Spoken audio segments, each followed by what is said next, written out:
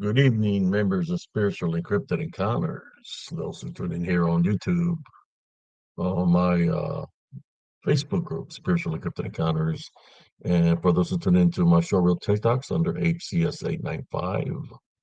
How's everybody doing this evening? Tonight, we're just going to shoot the breeze of when I used to be in the military, stationed at Fort Hood, stationed in Erlangen, Germany, in 135 Armor. So tonight's it's going to be called Stories from the Hood, Fort Hood. As you all know, the name Fort Hood doesn't exist anymore.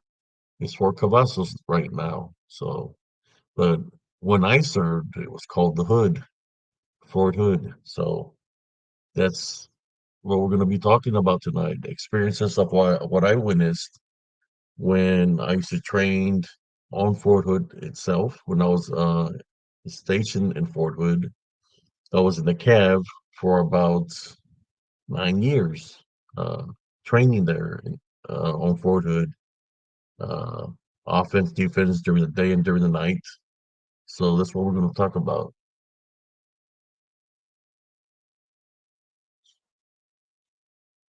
Tales from the Hood. Yes. Well, this is Tales from Fort Hood. We used to call it the Hood, uh, because that's what it was, the Hood. When uh, when I was stationed there, there was all kinds of crazy activity. The base used to be an open base, so you had all kinds of activity happening on the Hood, on Fort Hood. Sometimes there was gang. Believe it or not, there used to be gangs going onto the Hood doing drive-bys uh, at the billets where the soldiers used to stay. So there was literally drive-bys. I remember the drive-bys used to happen right in front of the cab when the post was open post. Vehicles would come in there where they started shooting the billets where the soldiers were. Uh, it was crazy, but that's the way it was. One time where Fort Hood was an open base that anybody could go on there. There was no securities or anything like that. How you doing, Sir Gonzalez? You got brother Boat Gun here. How you doing, cousin Jesse? Let me shoot you a link real quick, cousin.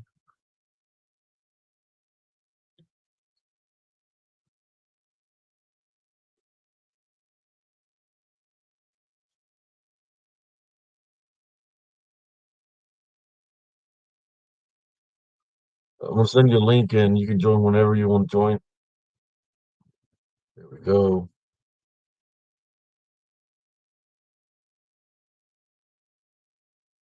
Yeah.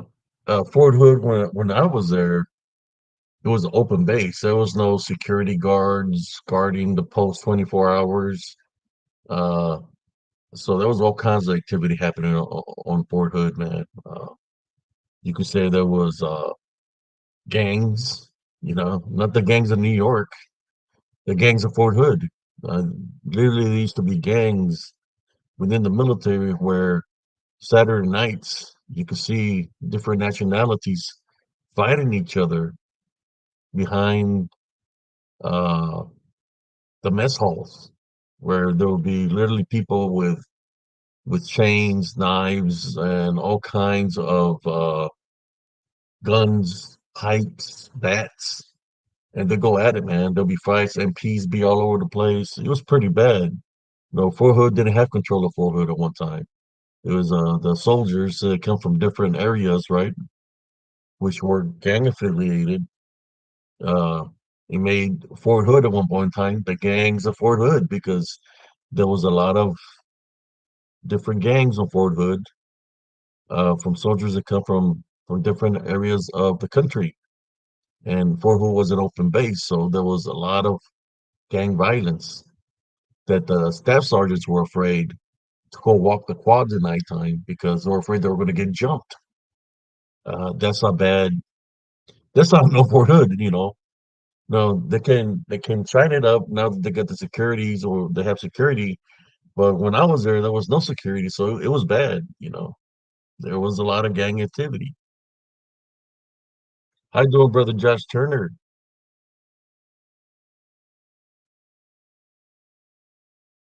Yeah, let me share this. I know I had told brother Josh Turner if he wanted to jump on here, we can talk. So tonight is this. If you want to join brother Josh Turner, I can have you on. I'm just talking about how Fort Hood used to be. In which if people think that the what had happened to certain individuals that lost their lives, that's nothing compared to what has happened in the past of Fort Hood. That Fort Hood, keeps it to themselves, right? Because it happens on on the base, people are, keep it within. Since we're all raise the right hand and we're part of the government, so they keep whatever happens to certain soldiers, they keep it amongst them. They take care of it themselves. Fort Leavenworth, and stuff like that. Manheim, they take care of the troublemakers. Uh, Oh, chains, guns, you name it. Uh, it was pretty bad. I remember they told me go to the mess hall, make sure you eat food fast, and try to make it back to the village as fast as you can, so, because there's gangs here. I didn't believe them. I'm coming from war. I'm coming uh, from war, and I'm like, man, I don't, that's nothing. I grew up in the barrios like that and stuff. I remember when it was a Saturday afternoon, I was eating at the mess hall. I was eating a lunch brush. I'm eating the lunch brush. I see as I finished eating, I just see this guy just keep on looking at me, man. That's like 20 strong. I'm by myself eating, minding my own business.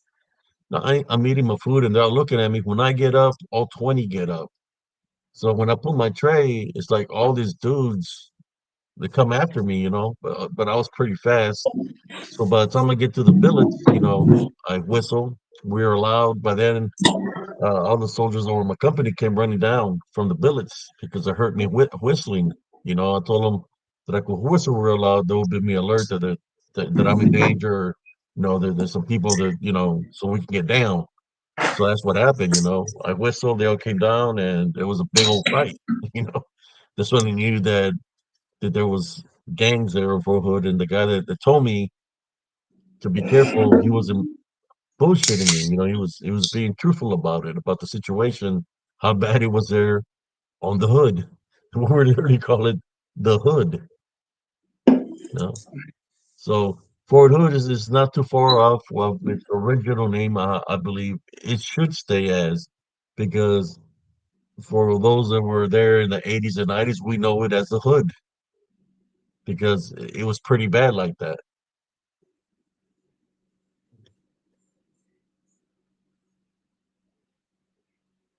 I hope everybody is doing great tonight.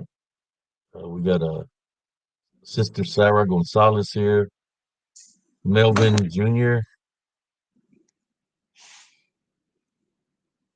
Yeah, if Josh Turner's here in the house, Josh Turner, we have an open seat for you, man. If you want, man. So I heard the tape of that guy that was talking smack. You know, if you want to address that fool here, man, we'll address him. Uh, I don't got time to, I heard the video. To me, that dude, he's easy taken, man. That's all I can tell you. He's a pretender. He's not a realist. He's a wannabe. That's what when I heard the video and I'm hearing this guy talking, he talks too much. That's all I can say. Habla mucho, talks too much. Fucking lights.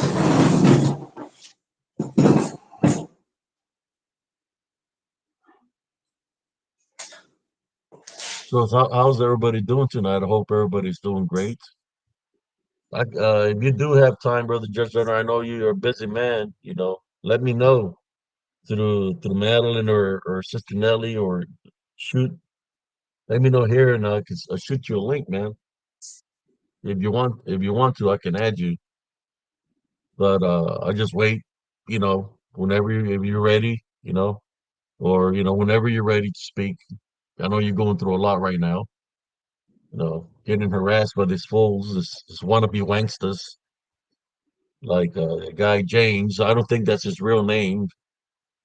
Uh, he's a wannabe wankster. You can hear it in his voice that he's not a lot all about that, man.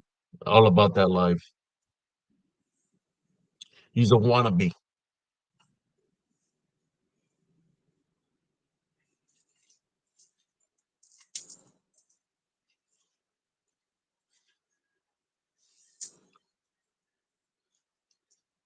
So how's everybody's evening tonight?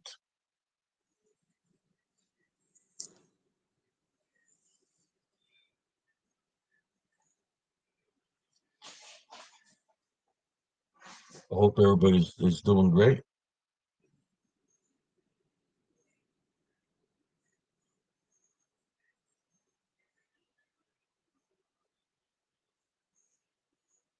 Yes, Sister Sarah Gonzalez. That's something that's been with me all my life.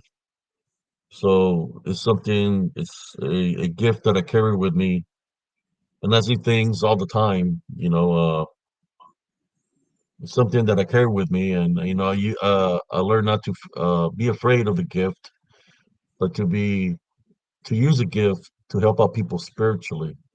So I use the spiritual gift of discernment, right? The gifts that I'm blessed with to try to help out people spiritually. I'm sharing this post to groups that I'm affiliated with or that allow me to share in the groups.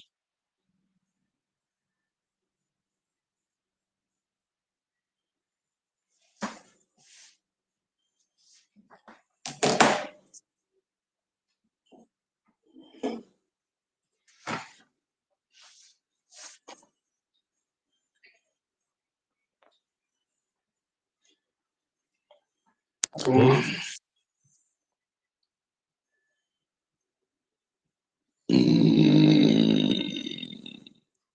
And if there's people that are tuning in through YouTube, if you want to join the conversation or restrain, click in onto restrain and join the chat there. Uh, what I'm viewing here is for those that are viewing us on YouTube, you might be saying something to what we're saying, but the chat that we're looking at here is the chat that's on Restream. So I will recommend for y'all to join us through Restream to be able to see your comments because it's a different chat than the chat that's going on YouTube. So if there's somebody here that's family and I don't see you here, I'm just letting you know that normally when I finish doing the video, I go look on YouTube and I see your comments that you're reviewing or you say hi, but I cannot see those comments here on Restream because it's a Restream chat. So the chat on Restream is different than YouTube. You're able to hear us and see us, but I'm not able to see what you're writing on YouTube.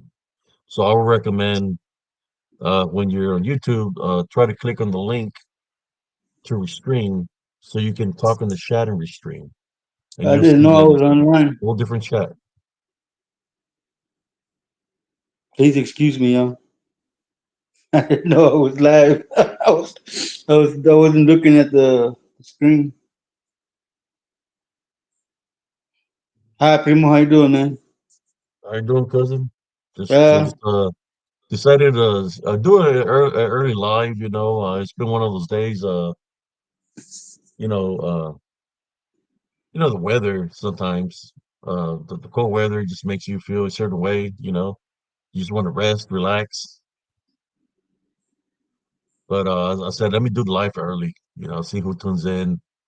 And I said today we're gonna do something. You know, I was talking stories of the hood, how there was a lot of gang activity when I was in Fort Hood, Pretty bad, Yeah, man. yeah. You know, I know about gang activity because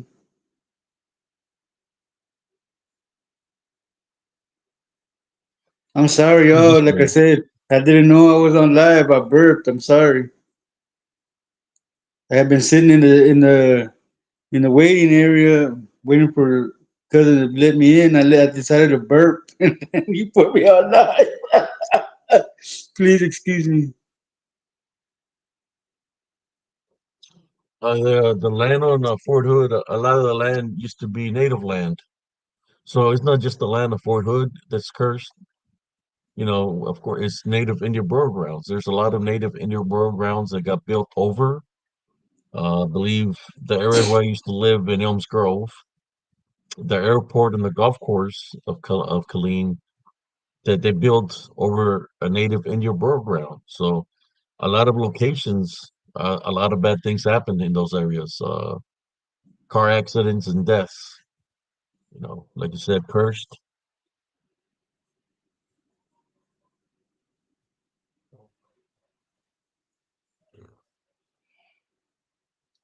You Go ahead, throwing cousin. gang signs, cousin?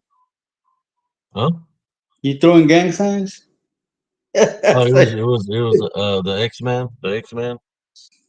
Tech support. Tell him I said hi. Hi, Prima Ivy. How you doing? He was showing Lawrence you Gordon, something. hi. Bogun, hi.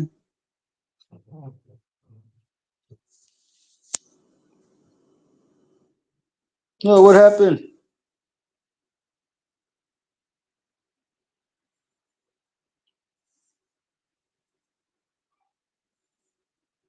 There we go.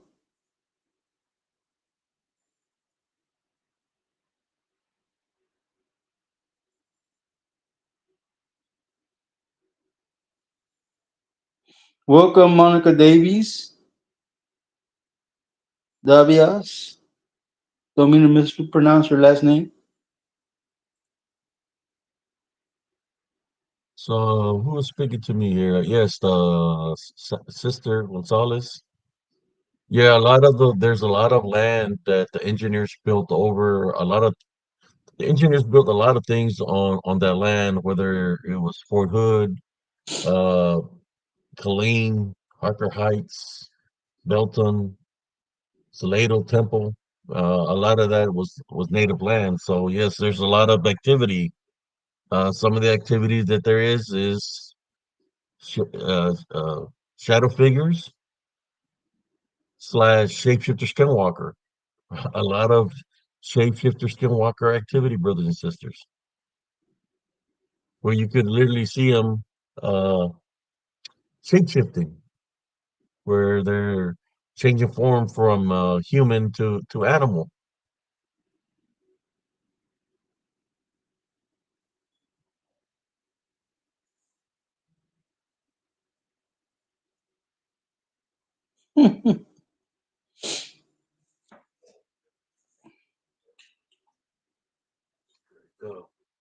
So yeah, I was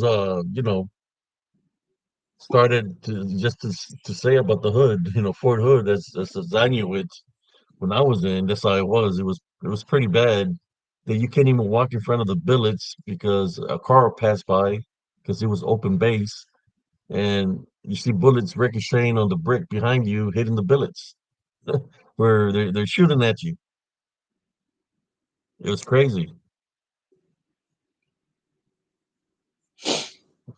I think when they start building security there is when 9/11 happened, when the terrorists came and did what they did. That's when they started placing the security on the base and stuff like that, all around the base. They have people that you have to show your ID and all that to go onto base.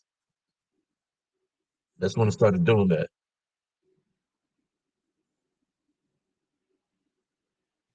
We used to. I just didn't understand why Ford wouldn't do it. It was the biggest base because I know when I was in Germany, we had gate guard all the time. Where we had to guard the main gates and we had to ID people. Uh, had to be Americans in order for them to be able to come up to the base, or if an American was bringing a guest over or a friend, they had to report to the front gate. Would take the person's name down just in case anything happened. Hold on, cousin. I gotta fix this lighting situation, man, because I'm in a different room and I need more light in here, man. Be right back.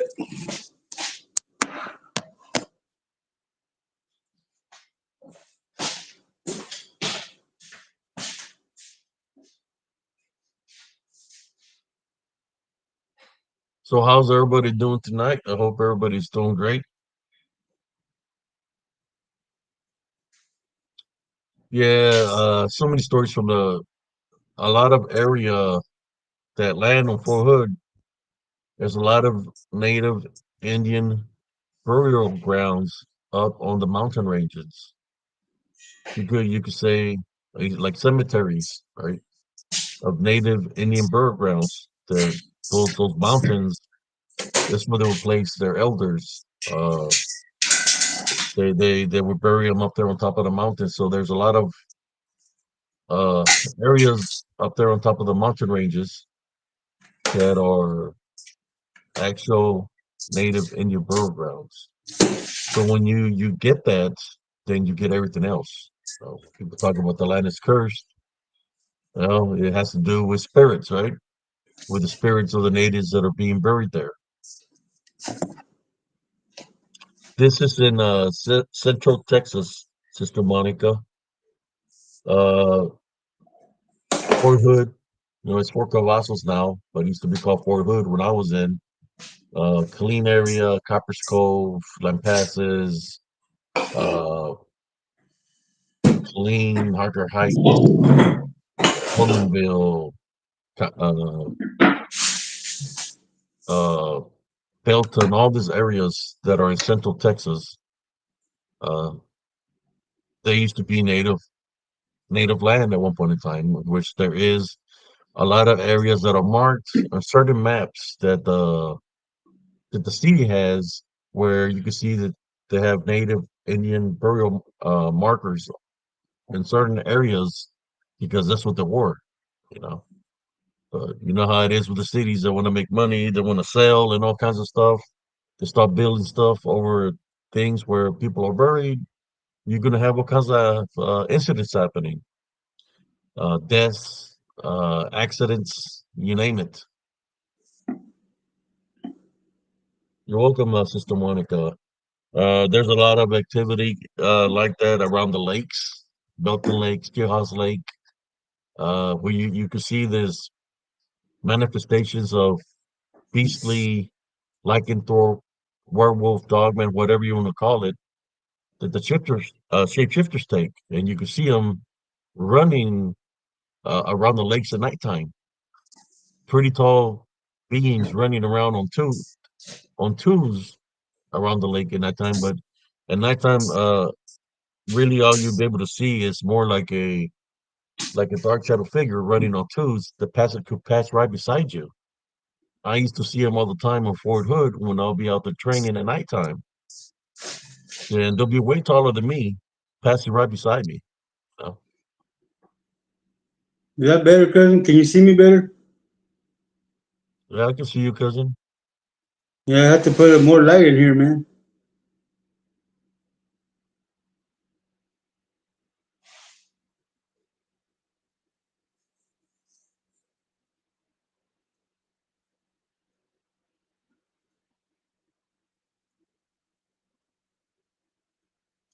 Yes, especially in the 1700, there was a few different tribes in that time. The Tonkawas was one of them. There was in this land, and the land here in Central Texas.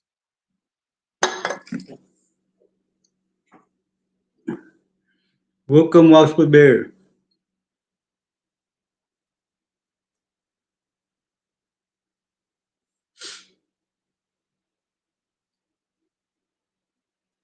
I'm not gonna say physically, it's more spiritually because they're in skinwalker form.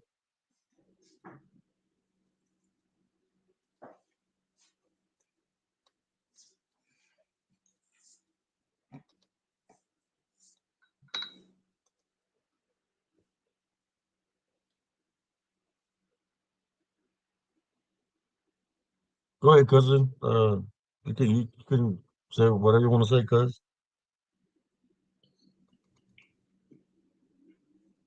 Well, are they physically killing people on the lake? Well, I'm with Abe. It's mostly spiritual because you have the spirit of the wood that it's around the lake areas.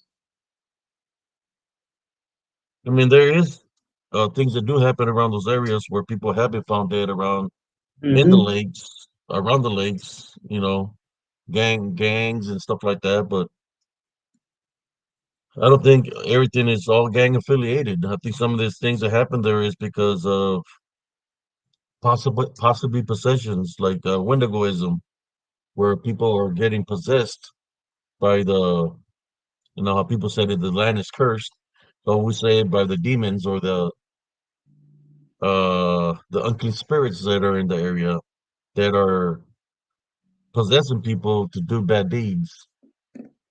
That by the time that the people realize what they did, it's too late. The only thing they got to say is the devil made me do it. Hmm. Yeah, Smurfy, about that. I think that when her bounty hunting bear got blocked, we were on StreamYard, man. Not on a restream.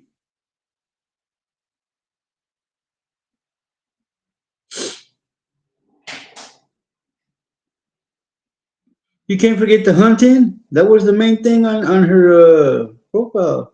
Bounty hunting bear, because she was hunting.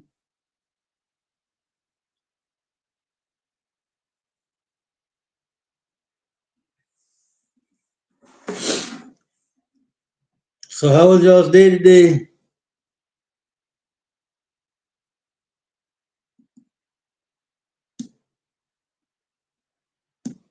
Let me put some the comment. Go back to the comments here. Try to catch up.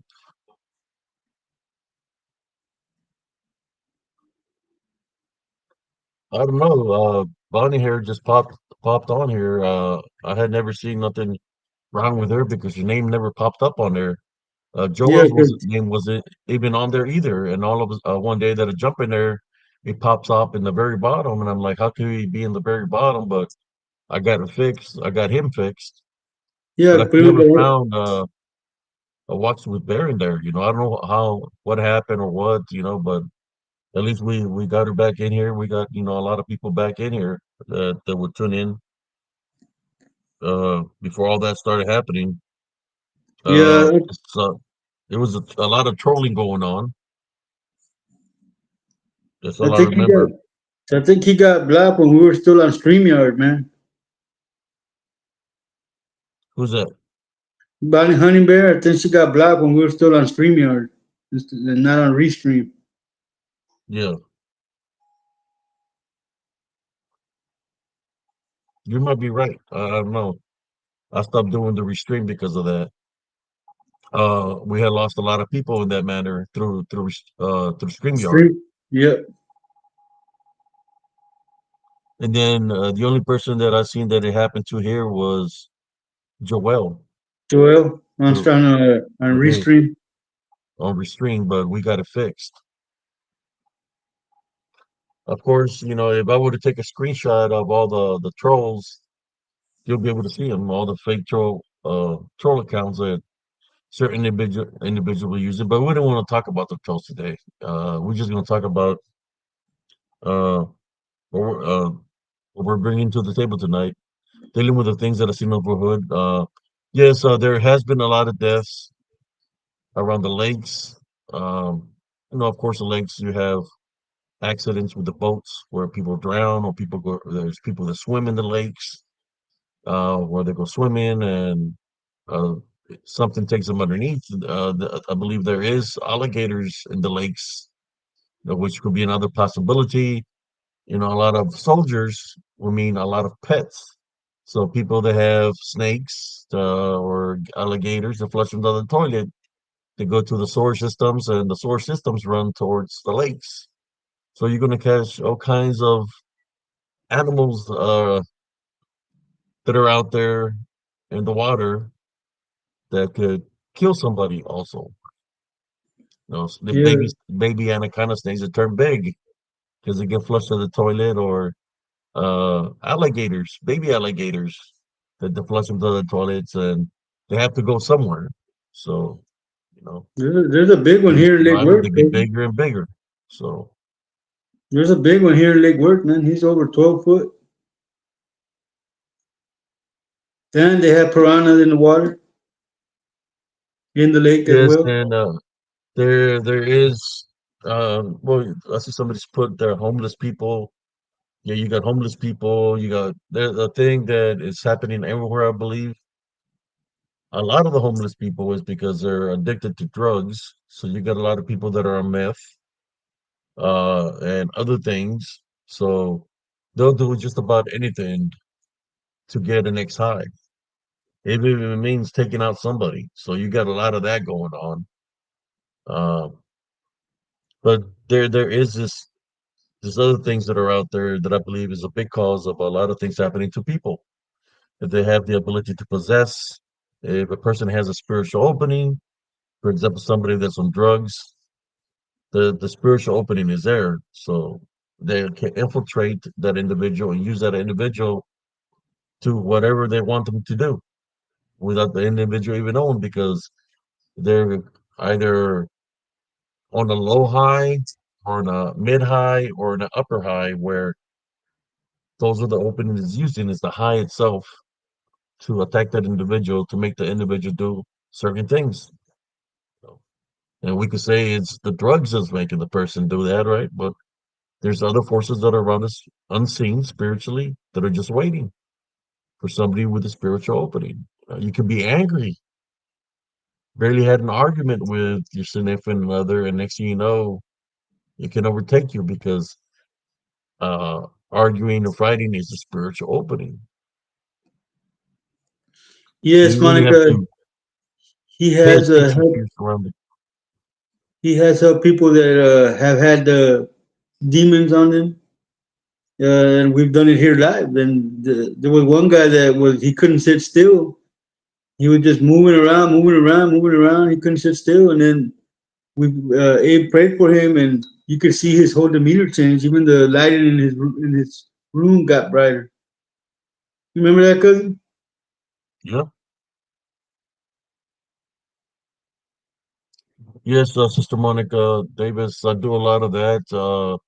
When I used to live in Ells Grove, I would warn the people, the children, especially teenagers and kids, that would go to the park, and I would tell them to be careful in those areas. I didn't tell them exactly what, I would just tell them to be careful and this and that because certain things were there.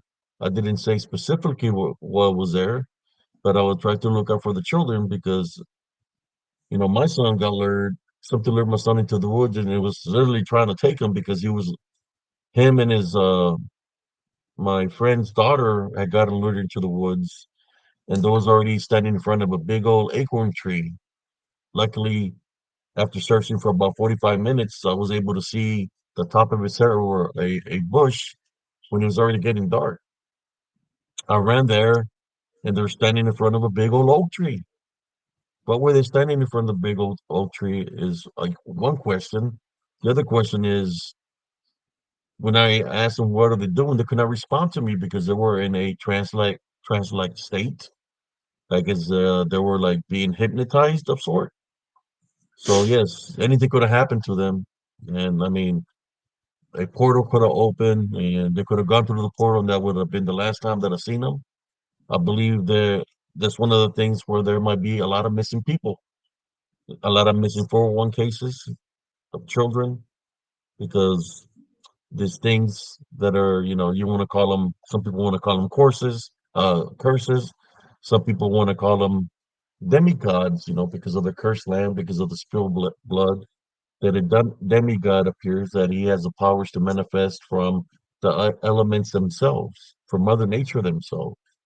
They can look like a form of a person, but they're made out of Mother Nature. They can be made out of branches and leaves, mud, whatever the elements are in that area. They can manifest to that to look like something. They have those abilities. They have the abilities to drain your energy. They gotta get some kind of energy.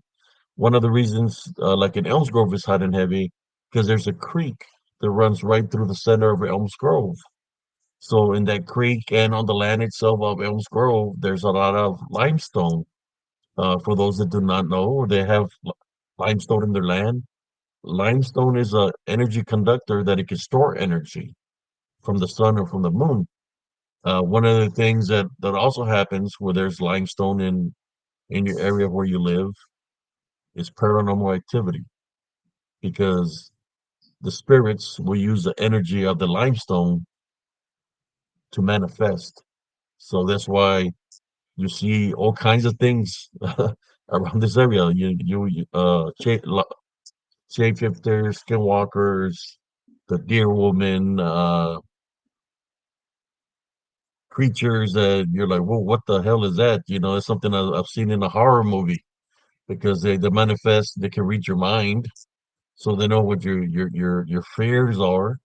They know what your strengths are, but they try to focus on the spiritual openings that you might have. So they can come in you in numbers. You know, they can use the energy, manifest. Yes, man, I encountered so many shadows one night that were coming after me. I mean, it was like I say, like 15, 20 strong coming at me.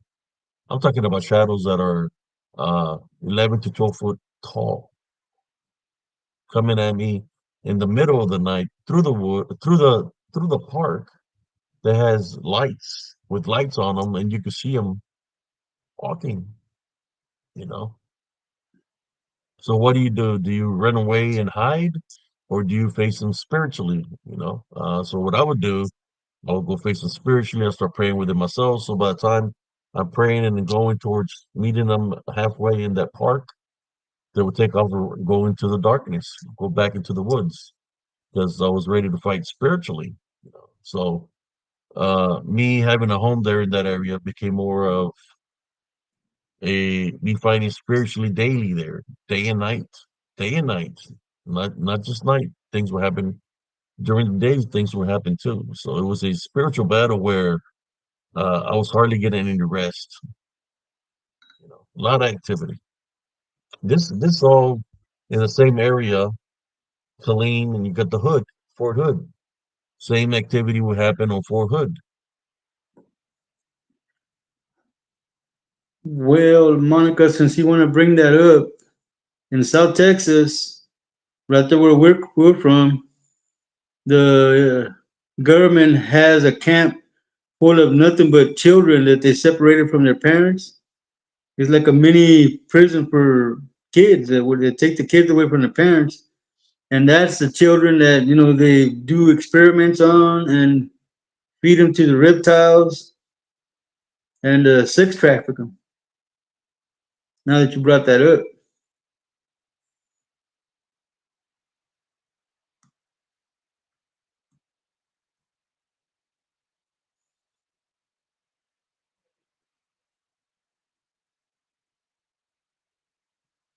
that's been going on since, as my cousin would say it, since the Obama administration was in power. A lot of people that have been being kidnapped has been happening along I-35.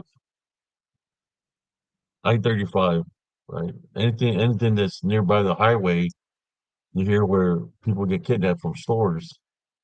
Women, a lot of women have been being targeted, but children.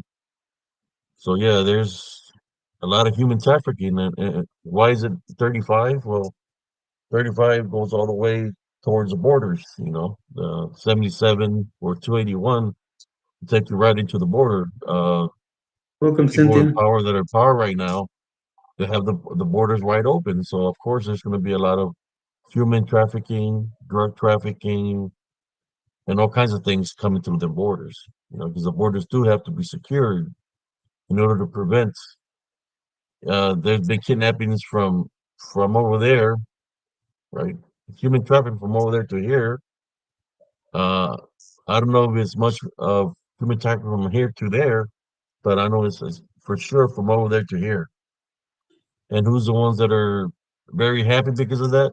The people that are in power right now, because of with the Let's worship. see. What is it It's with the worship, cousin? huh? What was the name of the thing that the worship where the sacrifice is shown to? Moloch. Is it Moloch, right? Moloch. Hey man, it's 35 south. Then you grab 287 till you hit 77, and then right before you get to Corpus Christi, man, you hang a right toward the RGV. Right from there, it's like 4 more hours till you get to our hometown. But now they have other routes that go around those locations where there Oh, could they be find even out. more smuggling. And then they even got those toll bridges Oh, now. yeah, they got that. I think it was Interstate 69 that they were opening from South Texas this way. Yeah.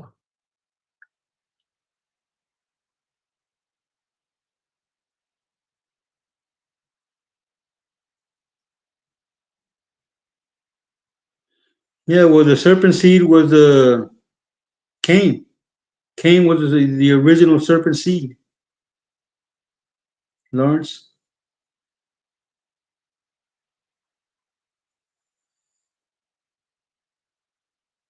Eve had twins. One was Adam's seed, and the other one was Satan's seed. That was the temptation, not the apple.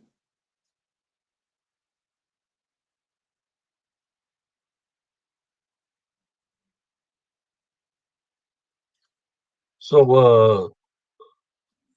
was a sister there's somebody here that was saying asking questions of the areas here. Yeah, a lot of I believe in Salado, Texas, they found the oldest native uh excavation that's older than all the excavations that are around the world right now. The oldest natives.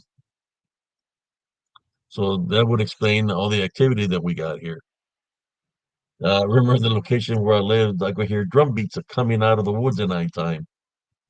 Like they're ready to fight. And I'm like, who are they trying to fight? Well, or the dark shadows that will come out of there, they were coming for me. So they were going to war against me. That there were you could hear the drum beats coming out of the woods. You could hear Yeah, them, that's the pretty drum cool. beats. They're going to war. They're trying to go to war with me, you know. You're like, he's not one of us. Let's go after him. Too white to be a native.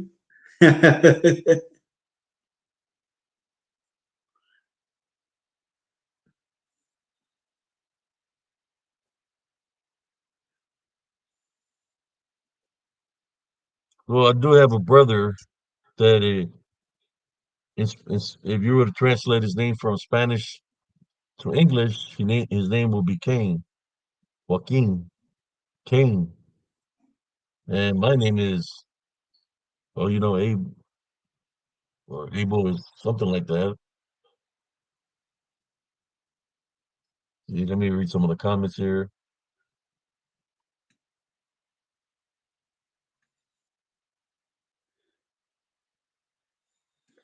Yeah, well, that's why the government did what they did, man. They had to stop all that kind of trafficking, man.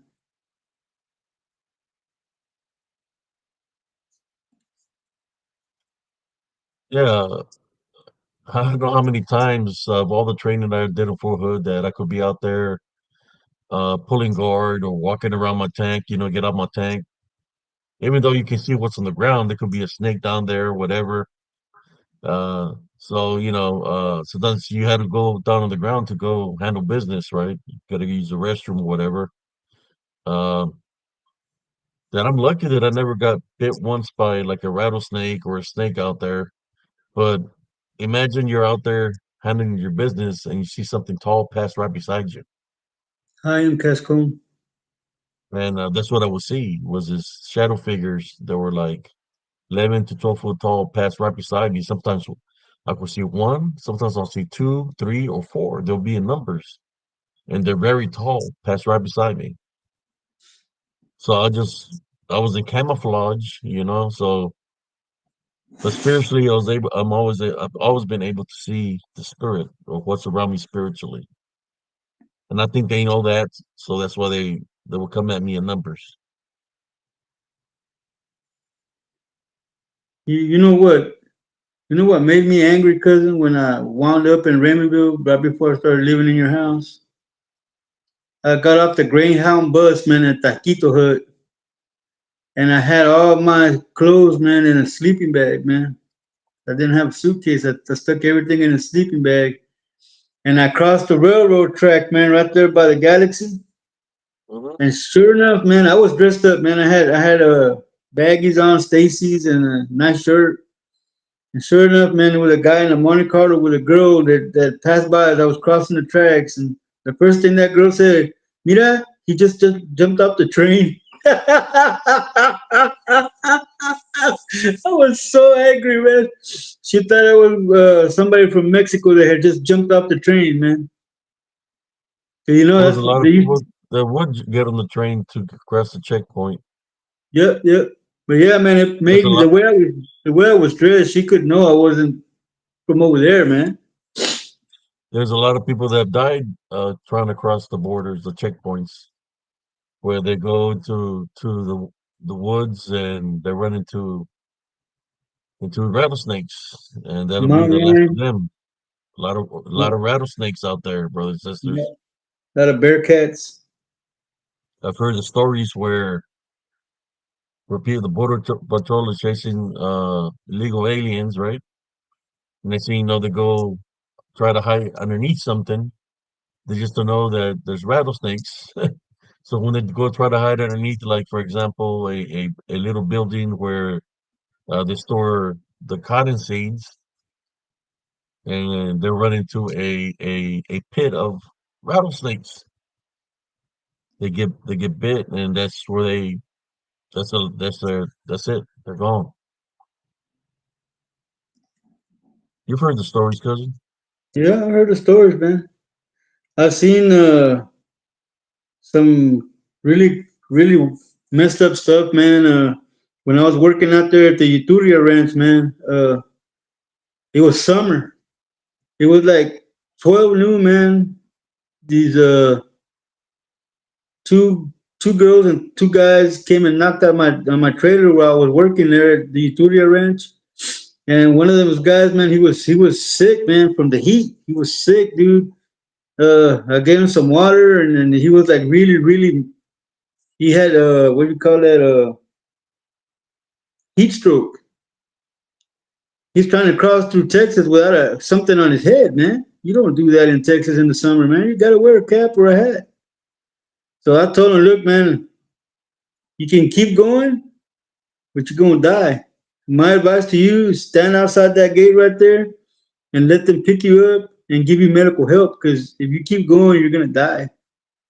And I gave them like 4 gallons of water. That one sick guy went and stood out there on 77, and they picked him up and took him, man. But he was dying, dude. I mean, he couldn't hold water down, man. He was dying. He needed to an IV drip or something, man, to get him back to health, man. I felt bad doing that, man, but I think I probably saved his life, man, because he would have died if we would have kept going.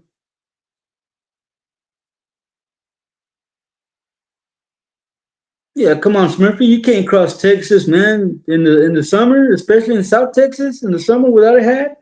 In South Texas, man, it's a humid heat. Your sweat sticks to your body, man. And then there's no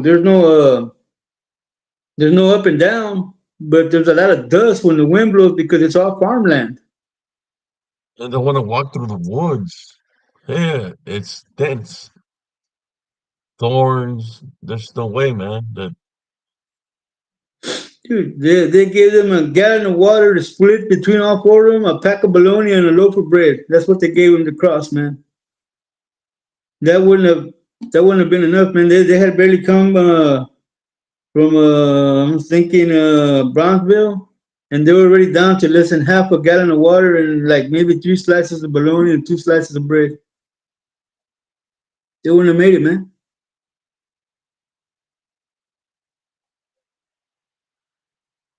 Well, most of them want to go to Houston, man. All the guys, all the people that are crossing, they want to make it to Houston. Houston is like the main hub, and the coyotes distribute them from there.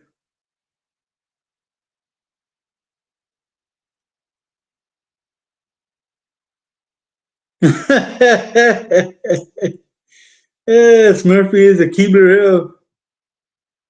Yeah, bet he is. He's out there trying to sell cookies.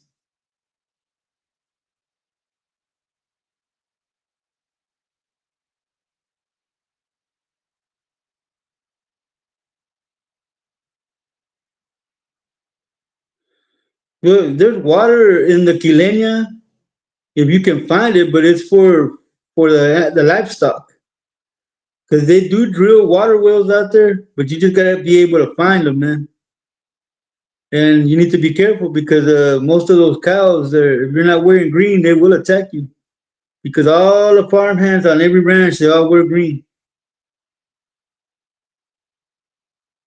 Not to mention, you got mountain lion, you got bear cat, rattlesnakes, king snakes. You got Seen a bearcat before, Primo? huh? What is a bearcat? A bear cat? It's a wild cat, primo. It's what you call a bobcat. The bobcat. Yeah, that's a bear cat. That's what they call a bear cat. You should know you were a bear cat. You got the Letterman jacket. I never got one, and I beat up the I football don't got a teams. Letterman jacket, man. I don't know whatever happened to them. I had And like two or three of them, no, Primo? yeah, I should have got a Letterman jacket. I beat up the whole football team one by one. I should have got a Letterman jacket.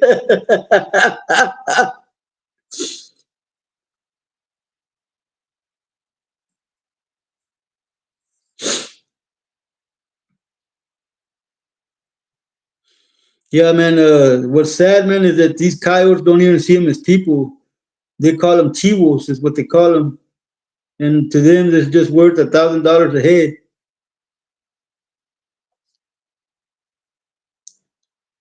I can tell you a story, man. It's a personal story, man. And back in '83, my dad knew these coyotes, and they would bring people, and we had a garage that ran all the way around under the house, and they would put these people in there. And you know what, man, primo? This is ironic, and it's a small world. My neighbor that lives behind me, she was one of those people that was in the garage, man. Oh, She remembers us from when they brought her over, man, because they were under our house, man.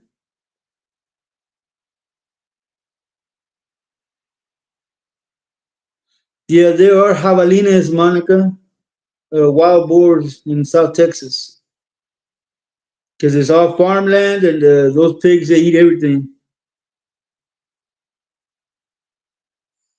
But yeah, cousin, my next door neighbor back here, man, she was one of those people that they all brought kinds from of Mexico. different kind of animals out there. And you got, of course, the lechuzas, black lechuzas or white lechuzas that come out at nighttime. They're everywhere.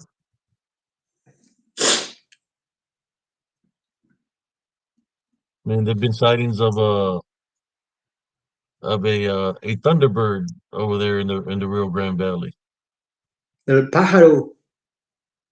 back in 1975, 76. El pájaro or the pájaro, big bird that Yes. people were spotting everywhere. Hello, Claudia People Pat, how you doing? being attacked by it. Some people got scratched. Oh no, people, you gotta be careful, cousin, especially when you go through the Turia Ranch. they got those onyx. They have those sweat back black horns, and those attack you, man. They got nail guy, and those are like a moose on steroids, man. They're huge, man. They turn Mine gray get during mating the season, then attack people. old ladies. Yes. I guess in American literature or Greek mythology, they're called harpies. So we know them as lechusas. Sorry to get off topic, cousin. I just needed to say that, man, because That's fine. you go through those woods back there, man. You're courting death, man. You really are.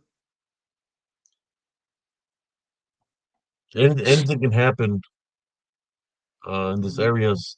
Like here in Central Texas, I've seen the cougars and lions. Seen a lot of cougars at the bars on Fridays and Saturdays. Wow. No, man. And then you got those you Man, got cow killer ants out there, so you can't sleep on the ground because those ants sting you, man. You die. when I was a young guy in the military, I see a bunch of cougars at the clubs. Yeah, I'm just playing. you woke up to one. Nah, that was you, Primo. You're talking about the cougar the other Yeah, night. I'm not the one that woke up in a strange bed with an old lady stabbing the floor. Oh, yeah, that was crazy right there. No, when I used to be in the ranges on Fort Hood, be training, it'd be summertime, so it'd be hot as hell out there, 100 and something, right? And we'd be in line ready to go down the trail to go do our day fire. There'll be a tree to the right. And on that tree, you could see a cougar laying on top of the tree and he's looking at us like he wasn't afraid of us.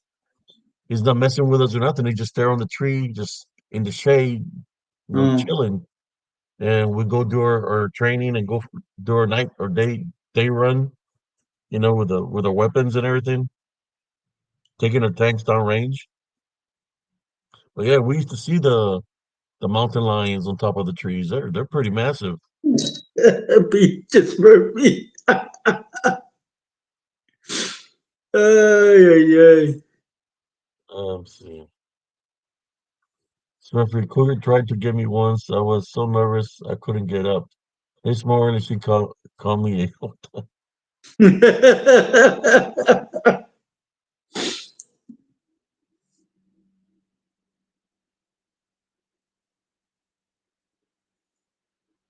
oh yeah. That's nothing, man. The sugars on the high grass. We used to train.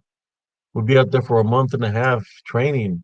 So by the time I come back home, there was no shower runs or nothing like that.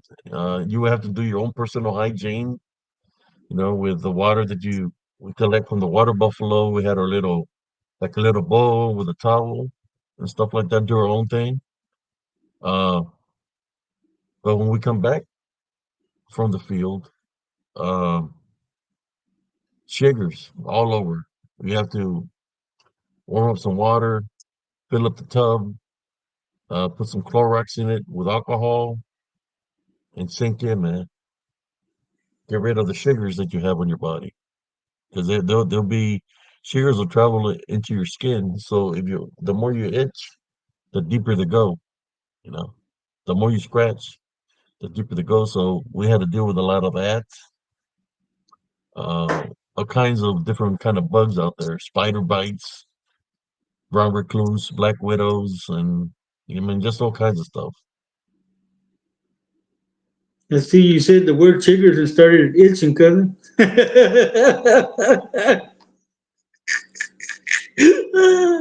The sugars, you'll just see red marks on your legs, and you're like, man, what is that red? Was the sugar that's inside your skin, tearing you up. So you're gonna, you know, gotta put your skin in some hot water with Clorox or alcohol, like rubbing alcohol, so the sugar could die.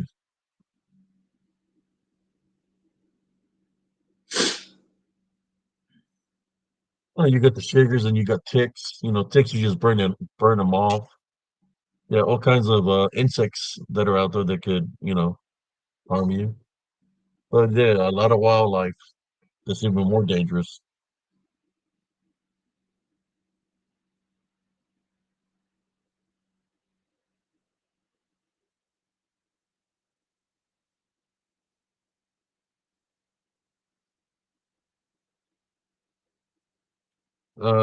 There's certain like if you go to the store, next time you go to the store, go to the pharmacist and ask them, can you give me some, take me to show me where there's some medicine for sugars, and they're going to take you to the medicine for the sugars.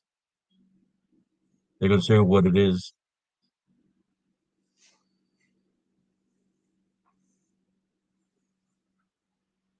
Well, that make you itch. Imagine you having that and you're still out there training and you still got like 60 more days to train and the sugar's already on you. And you have to train with the sugars tearing you up. Well, it's No, kind some of the people do, same. some people do get like lice out there. They're not doing no personal hygiene or anything like that. They get lice. Welcome beyond the box. Hey, cousin. So when I you're would take, training I water, would do take, you I get a would take look for showers out leeches? there in the wide open, man, butt naked. I ain't care if the Cousin, when Star you're Major training, was passing by or I ain't give a shit. I'll take a shower. If it would start raining, it would have been better. Take out the soap and the shampoo, get butt naked in the middle of the night, and just take a shower with the rain. Hey man, when a you shower is a shower. when you're training water, do you got to worry about leeches? We never really went into the lakes like that, because those are tanks. But I really never ran into a leech, and even though there is some, uh, it was more of all the other kind of insects, scorpions, rattlesnakes, vipers, copperheads, water moccasins.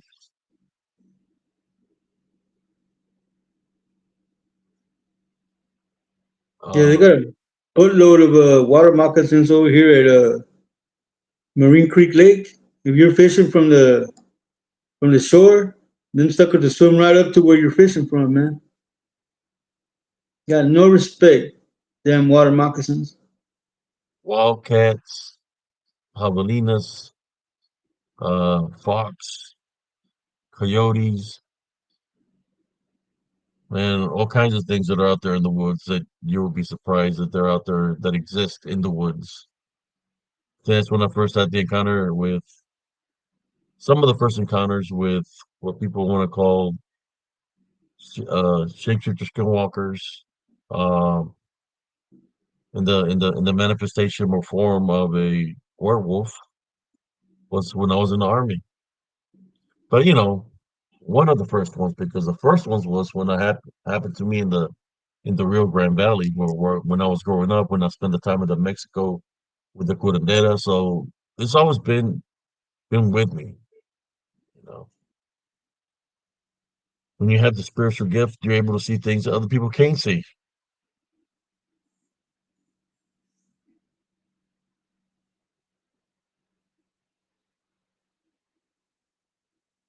You got to shower. You got to take care of yourself. If you don't take care of yourself, then you know you have to Oh, you have to stay clean out there. Find a way to do some personal hygiene. Lawrence. Nowadays, they'll do a training and they'll bring the soldiers back home for the weekend and then go back training on a Monday to Friday. But when I was there, it wasn't like that. If you go to the field for 45 days, you're about there 45 days. Just when I went out to Operation Dare Storm, we're out there for about 6 months, 7 months, you know, training or, combat. Lawrence and Raymondville, we have rattlesnakes, we have cottonmouths, and we have king snakes. Some copperheads also. They got what they call it, the green racer snake, That thing is The one that fast, flies man. from tree to tree. Mm-hmm. There's some that fly from tree to tree. Snake that looks like straw, but it's not a straw. It's a snake. Remember, I was sitting in a chair in front of my trailer working that gate out there at the Tudor Ranch, and one of those racer snakes came up, man. And when I saw it, I swear to you, Lawrence, from the sitting position, I made a backflip over the back of the chair without moving the chair. What was the racing snake driving, Timo? Yeah, the Mach 5. You said it was a racing snake, so I was trying to find out what kind of vehicle it was driving. You was driving a Mach 5, man. They pushed that automatic jack button, jumped up and went ching, ching, ching, ching, ching. And What now, numbers man, do I you actually have did a on it? backflip. I actually did a backflip, remove from a sitting position over the back of the chair without knocking the chair out. Yes, we That's know a, we know some people like that from Oklahoma. The lack of personal hygiene. We're just not mentioning their names here tonight. We're not I mentioning mean, their names. All I know they like corn on the cob. well, they let the smell like Bigfoot. You get that pungent smell. I just put it this way. On you guys that wouldn't take no showers or do any kind of hygiene out there, would you brush your teeth or, you know, either wipe their butt when they use the restroom. I don't know how many times they wiped. If they wiped it only once, then they're most likely to have a big skid mark, right? Uh, but that they were real dirty. And I knew a guy that never washed his hands, and his hands would be black. And he was white, and his hands, looked black, and his body looked black from all the dirt that he had, right? Then one day, I guess he rubbed his eye with the dirty hands Give himself pink that eye. he had, from peeing and using the restroom and whatever, that he almost lost his eyesight because his My eyes got God. infected by the dirty hands from all the bacteria he had in his hands. He almost lost his eyesight. He Thank you, almost lost Lord. his eyesight from touching his eye.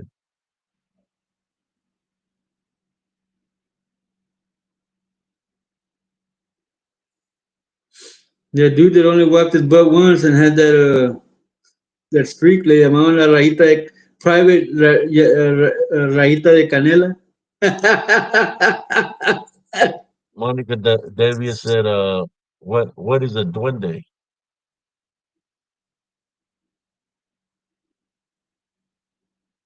Tell him, primo. It's a gnome. Or if you're on here, it's a madly. Yeah, duende is like a little dome. Duendes. A gnome. Where did Sister Monica say she's from in the States? I think she said Texas, California. I can't remember. But the duendes are supposed to be like little gnomes. They're very mischievous. They'll call you into the woods, Smurfy try to says get he's a you lost gnome. or whatever. Uh, but they're tiny, uh, and that's what we call a duende, which is kind of like a gnome. Kind of like a Smurf, like Smurfy. Yeah, like a Smurf. They're pretty small, like Smurfy. Oh, she's from Pittsburgh, man. She don't play that. Oh, Pittsburgh. That's right, Pittsburgh.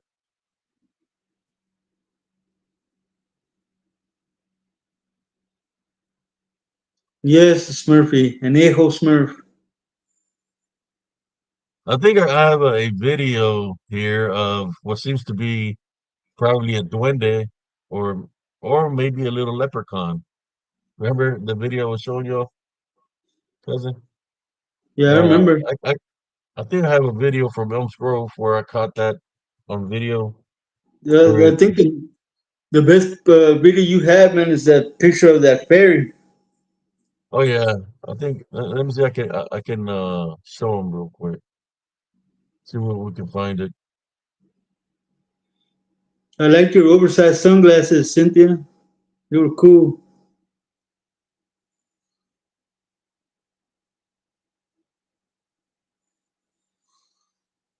You want me to show the ferry one, Primo? Yeah, show Monica the fairy one, man, because I don't think she's seen it. That one was cool, Let man. let me see if I can find it.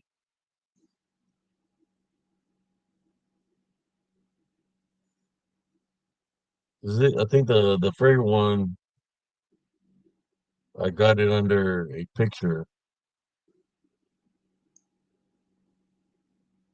I don't know if I got a short reel for it.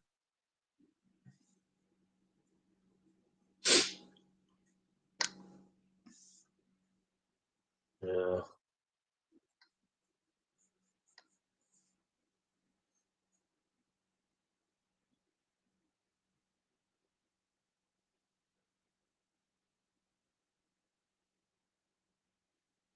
You know what I found in my backyard today, cousin? It was a shopping bag full of I don't know if it was charcoal or black dirt. Somebody just got shot. Did you hear that? Sounds like somebody got shot. There was 5 gunshots and then 2 more. Yeah, here we go. I'm gonna share with you uh the picture of the ferry. I don't go to the swap meets, Cynthia. They're death traps. There's only one way in and one way out. Let me see. You can see her there. Just go to the live. Yeah, there we go. You can see her. She's pretty big right there. Uh,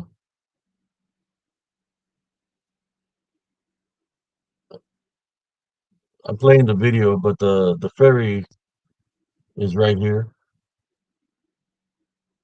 That one I caught in the creek. This is the bottom of the creek bed or the edge of the creek.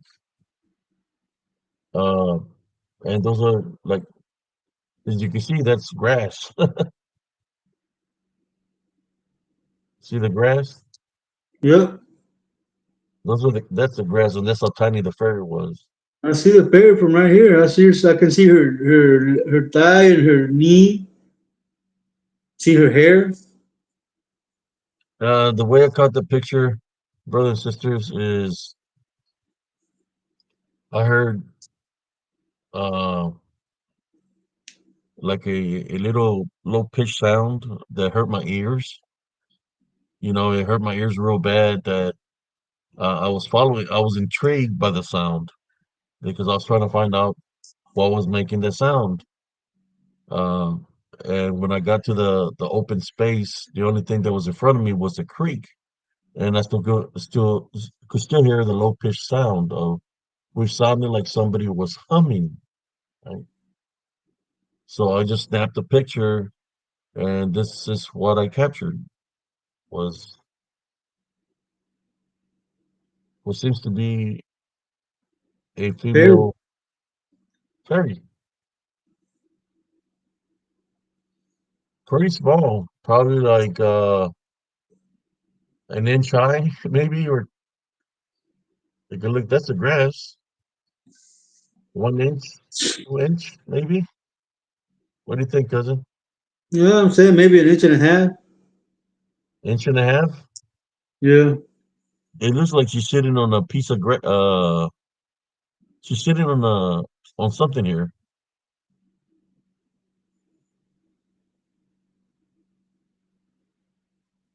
This picture is from Elms Grove, from the creek that goes through Elms Grove. Do you have a live picture, cousin, or is that the only Oh, one? that's the only one I have, cousin. Okay. If I had a what kind? The Oh live. no, there was just this is literally was a picture that I snapped. It wasn't Oh, I wasn't recording or nothing. It was just a picture I took because I heard that's where I heard the noise of the I guess the fairy singing. Okay, let me go back. I could even make it bigger here for y'all. well, they Make are me part and of the cousin. fairy. I Uh, can make me and cousin just disappear. Look, Ah, Uh, there we are. there I am, there I am. Monica wants to know, do you think they're angelic or demonic? The fairies, cuz. Oh man, that's a good one. I mean, it could have been luring me out of an area because the area I was in, there's a lot of activity, or I mean, it's dealing with magic. What do you think? I If it's told her dealing they're with part of the magic, fae. where does magic come from? Would be the question, right?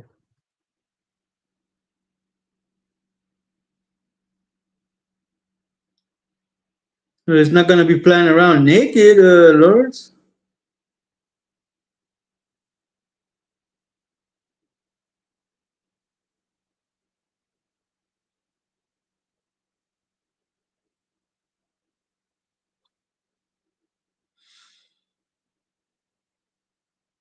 Well, that day, I felt that it took me out of that area because something was going to happen. So when I went to her, I guess I don't know if I was being protected by her or what, but I was able to, after I snapped the picture, I was able to go back through the area and make it back home. But I know just like there's fairies, there's pixies, and I ran into a pixie, and the pixies are mischievous. They like to hide things. They like to hide your silverware, your keys, your wallets, Your uh, coin. your outlets explode from your home. Anywhere where there's a power source, they're mischievous. They'll steal like you say, your silverware. You're like, "Where's my silverware?" That's what happened to me. Um, my silverware kept on missing. I thought my nephews and nieces were throwing the spoons in the trash, and I was like, "Man, where's all the silverware?" Every time I would go try to use find a fork or a spoon, I couldn't find them, and I was trying to figure out where all the silverware is. Uh, one day, the outlet in my bedroom caught on fire. That it caught my bed on fire. So my bed was literally on fire where the outlet was. So I had to shut off the fire. Didn't connect nothing to the outlet no more. So the following day, I said, okay, let me see how bad the damage is on the bed. As I moved the bed, I seen that there was a lot of trash underneath my bed. So I took off the top mattress, and then I took off because I had a king size, the two halves of the box springs off, and I found four piles of silverware in each corner of the bed. So why would there be four piles of silverware on the corners of my bed? I believe because something placed it there for a reason. I think to protect me from something. Silver. What's some of the things that silver is used for, Primo?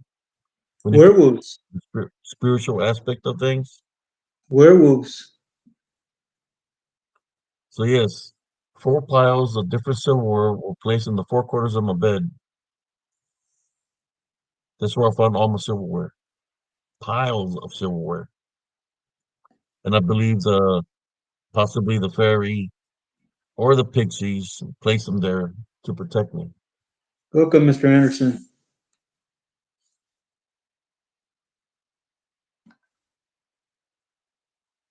Yeah, there was a pile in each corner of the king size bed.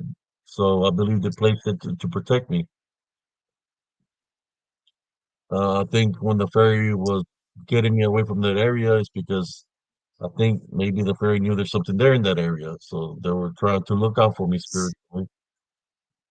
I haven't been back to see if I can find the fairies. I know there's pixies there because I've seen the pixies. I think I have a video of what seems to be a leprechaun or a little duende.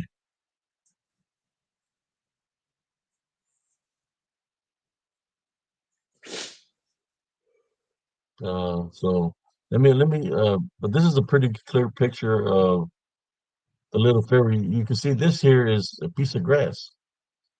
It is. Oh, Mhm. you can see the grass right there. So she's very tiny.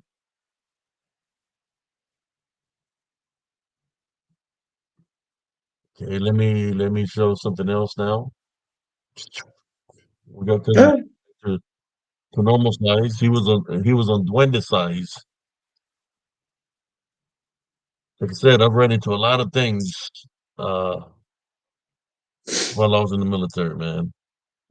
Things that you could only imagine, you know. People sometimes would ask me, "Have you ever run into a unidentified flying object?" I would say yes.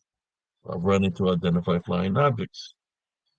Unidentified because they move too fast and you don't know what they are. You don't know if they're satellites. You don't know if they're an experiment from the government. The only You thing I don't knew know, is that this thing, could move very rapidly, and it was you doing don't its know if figure it's eight a you don't know if it's a real huggibus fast. succubus. Was that cousin?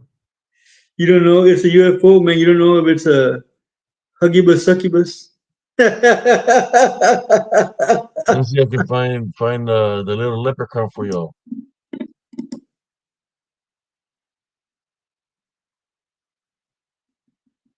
My allergies started acting up again. Oh, The what? People? my allergies acting up.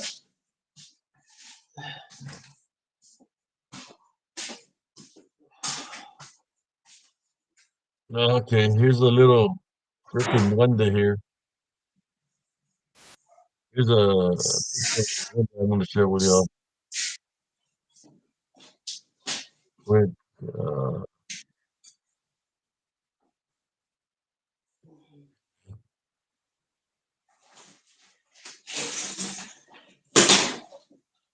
here it goes, guys. Listen up.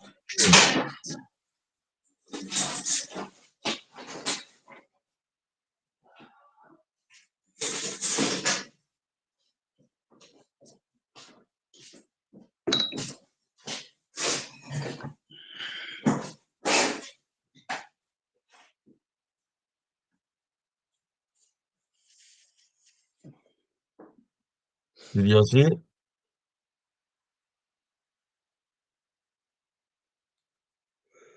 I'll play it one more time, and I'm gonna slow it down so y'all can see it.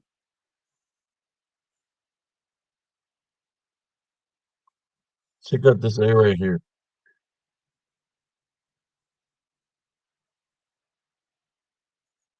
Boom. Right here. And then it runs He out the is right door. here. He's right here. Can you see that, cousin? Then he runs out the door. He's here's like he's got some energy on him. Here, here, here. But he's right there. So we're gonna go.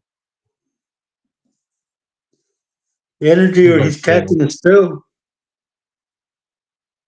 There you go. There he is. There's his face. He looks like he's wearing a little cap here or something Yep. on. So that's a face of the little fella.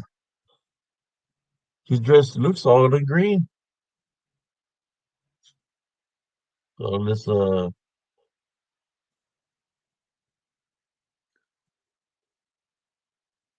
there them. Pimping. Pimping ain't easy. And it's where he takes off, watch. Boom.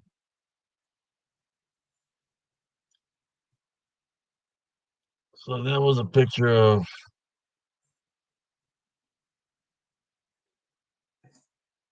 What Madeline turns X into.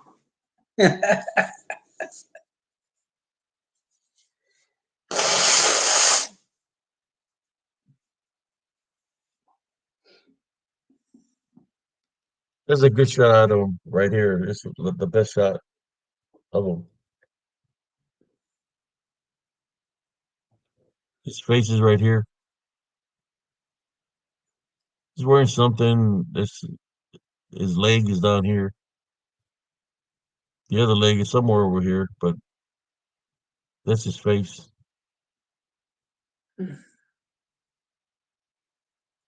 But if you really look at this right here, it looks like a face also. If you look at it, but I'll just look at this, but for right now. But that looks like a face also there. But I just wanted to show the little duende slash uh, what do they call him, primo? Leprechaun. Gnome leprechaun. Mm-hmm.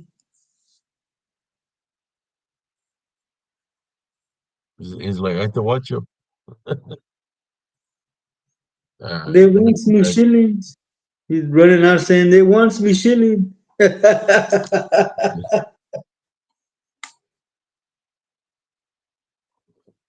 The fake can touch silver, but not iron. The folklore.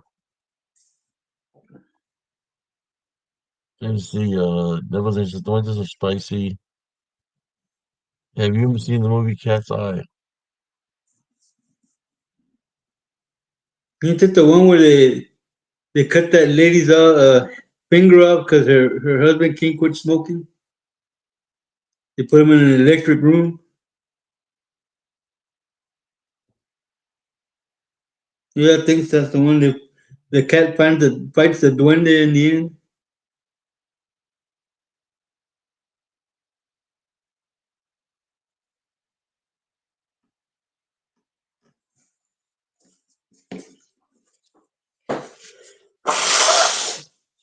Damn, allergies.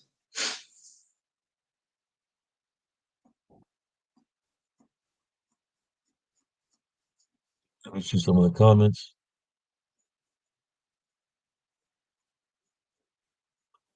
Monica Davia says, yes, a long time in the 80s. What else would you like to see? Name it. He probably has it. What's that, primo? Oh, you know what? Which one you should show, Monica? You should show her the one where the three EDNs are on top, standing behind the trees, and there's a portal in the sky.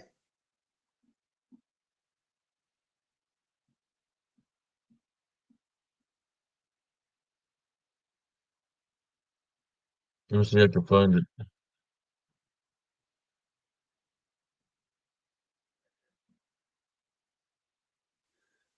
The Kepia? What is a Kepia, Cynthia?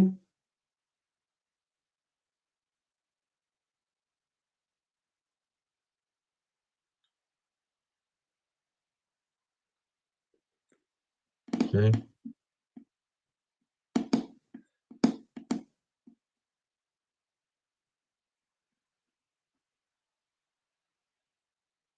Oh, okay. Here we go. Pay attention to the video, y'all. There they are. Ooh wee. Yeah, that flew right off the tree right there, cousin. There he is. Now he's gone. There he is. Now he's gone. Okay, here we go.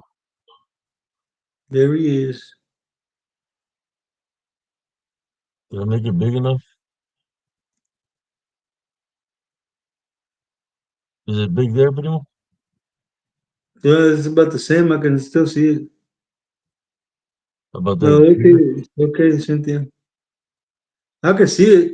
I mean, it's black. It disappears, and not like you can't see it. It's sticking out like a sore thumb because it's black, I'm and trying to everything else go is frame green. by frame. There it Oh, is, there right they there. are. There's one here, one here, one here, maybe another one here.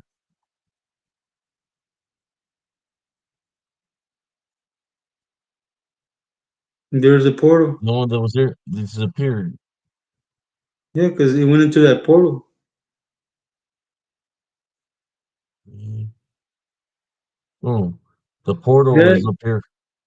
Monica wants to know what is that in the tree, cousin. That's a DDN, It's a disembodied disembodied demonic demonic Nephilim. It appears, disappears from our reality. It appears and disappears. Oh, Yeah, they all disappeared at the same time, cousin. Did you see that? yeah. All three of them disappeared at the same time. Well, even the portal disappeared. Mm-hmm. Portal's up here. Boom. It's gone. Yeah. It disappeared with them. The portal, and then disappeared. Watch. There's One, one, two, two, three. three. And the one that you just pointed at disappears first.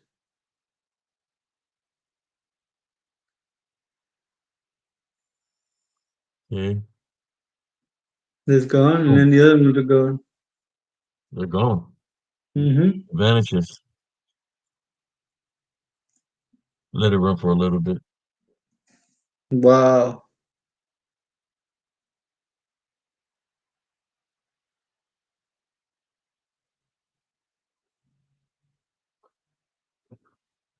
That's the stuff that I encounter when I go in and do my investigations, brother and sisters, where my senses gets triggered, and I'm able to capture them on video because it manifests into our reality very rapidly, and they disappear very rapidly too. But I'm able to capture them and make a little log out of them, make a short reel out of them. Or there's a proof that there is other Yes. forces that are unseen, have the abilities to camouflage within our environment. Uh, and you can say they're watching us, just like they're the Watchers, which I call the disembodied demonic Nephilim that are in spirit form. And you see the color that they have is color black because they're unclean spirits, evil spirits. So, I guess black is bad, I guess. So that's what they manifest in black. Also, But very, yes. if you see any of these videos on any other podcast, it's stolen. It's stolen from here. Stolen content.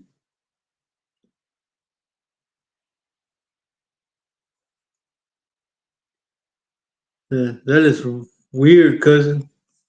You could tell it's kind of like a human form, and then it disappears.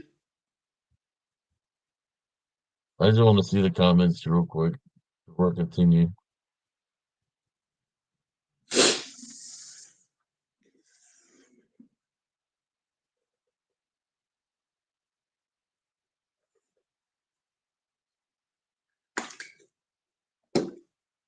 Uh,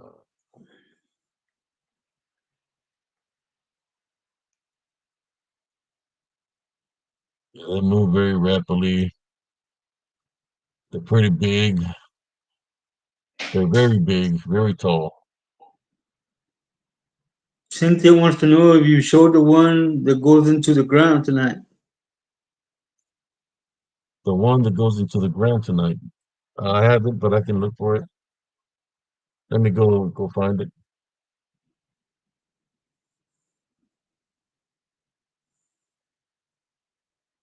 That's like a classic one, the one that goes straight into the ground. Mm-hmm. Well, there's a couple of them that go into the ground.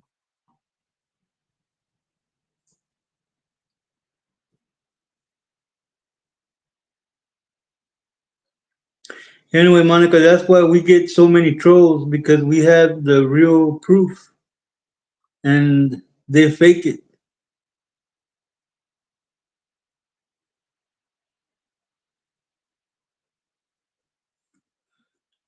Every time my cousin goes out to do investigations, he's down for about a week or so, maybe a month sometimes, because he gets attacked while he's out there spiritually.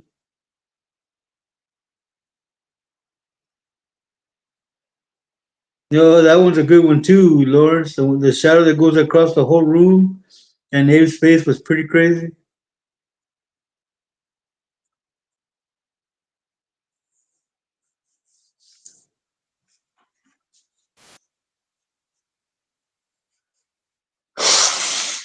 Let me show the. Well, I got one that goes. This one's freaked out, man. So I'm gonna show it to y'all.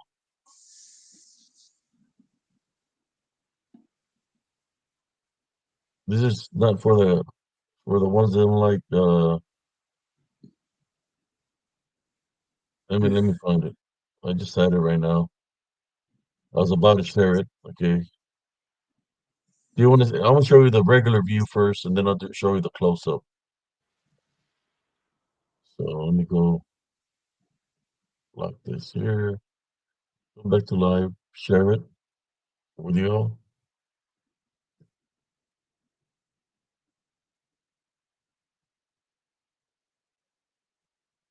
Pay attention to this one, y'all.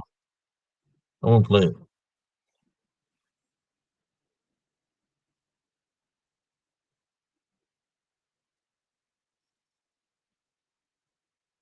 Is that it?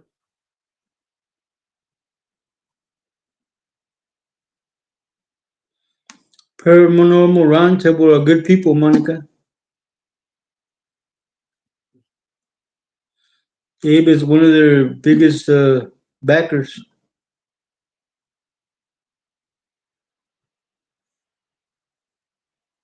Matter of fact, the Wolfman was in here earlier, wasn't he, cousin? Josh was in Yeah. here earlier. Look at right here.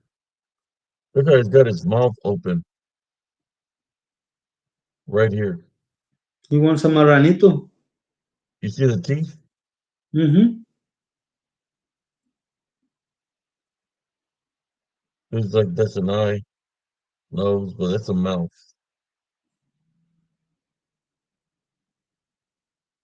I'm just gonna push play so you can see what happens.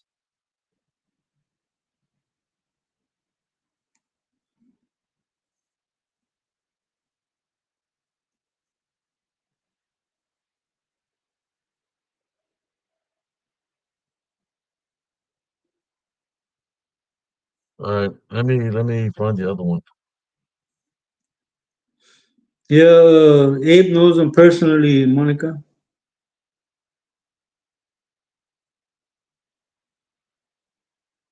I think I might have put the wrong.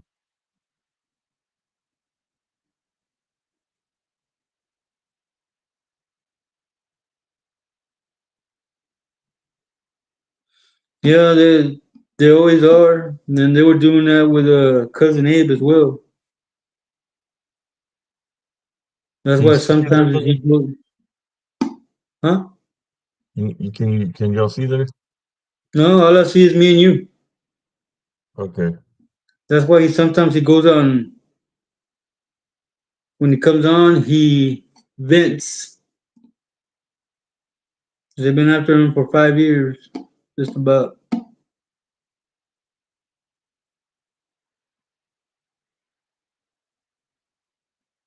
There we go. Now you're cooking.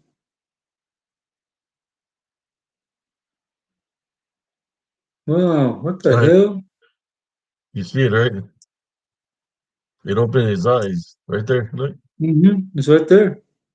and it went down. It went straight down into the ground. It went straight down. There it is, right there. It's got his Mm-hmm. mouth open. He's looking at me. Shows his teeth. Open his eyes. And it's gone. There it went. Oof. He just disappears. Goes straight into the ground. There it is, right there, right behind me, right here. Mm-hmm. That's it.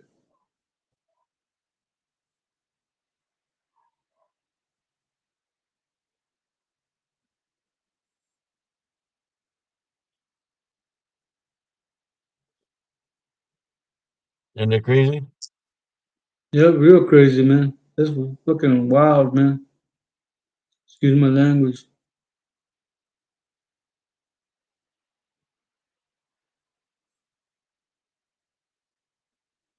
Tell you to capture things, and when I start capturing these things, a lot of people were trying to tell me, "Hey, just get rid of the stuff that you have," blah blah blah. But I kept it, man, because it's my evidence of what I've been through, right? And I said, well, maybe it'll help out somebody if they're going through something, so they can have understanding that these things are around us spiritually, that they exist in the spirit realm, and that they have capabilities of manifesting and disappearing out of thin air. Here we go. Look at that one. Yeah, yeah, Monica. We talk about stuff like this every night. We got open mic night too, Sister Monica. If you ever want to share a story, I can send you a link, and you can jump on and say whatever you want to say, You whatever don't you've have to been through, use. whatever you've seen. You don't have to use a camera if you don't want to. Just a mic. There's always an open mic night here for whoever has something to share with a group. And this Uh, right here is eyes. nothing stuff. I see Just like eyes. it looks freaked out, man. That whatever that is looks freaked out. It looks like a Mm-hmm. little troll or something. Man, those are dog eyes, man. Dog guys, Mm-hmm. but it's standing primo. You look how big it is. Look at Yeah, the it's mouth. standing. It's a damn perro vato. The dog man. Yeah.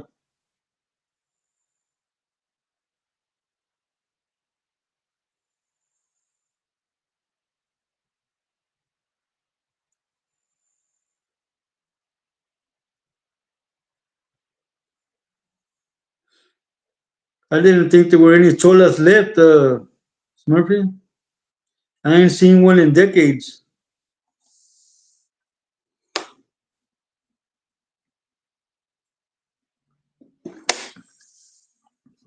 That's true, sister Monica. It's not good, but at the same time, you have to have understanding of what we're dealing with to be able to fight it spiritually.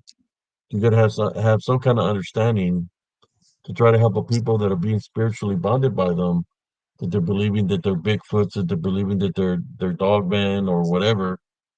Because if they're demonic in nature, right, the DDN, disembodied demonic Nephilim, then they already have one up on them. It's about setting them free uh, from the deceit. Because if they're believing that they're real, well, that's a spiritual opening already, and the enemy has already won if they're believing it's real.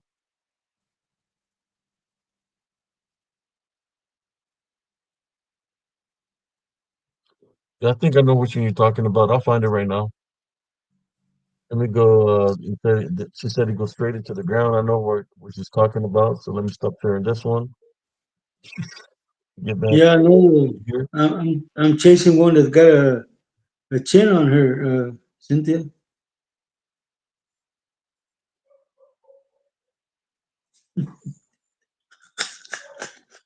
Okay. Yeah, yeah, Let me yeah. go.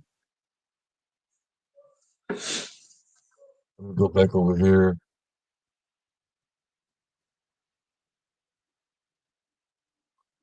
See if I can find it real quick. She said it goes straight into the ground, right? Mm-hmm.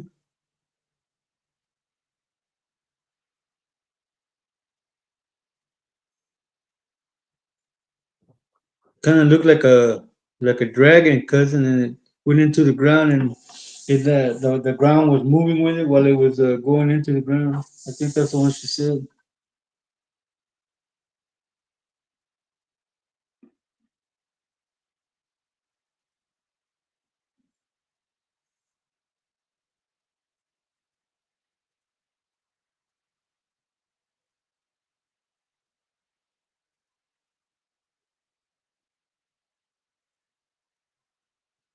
I think I'm gonna pass it.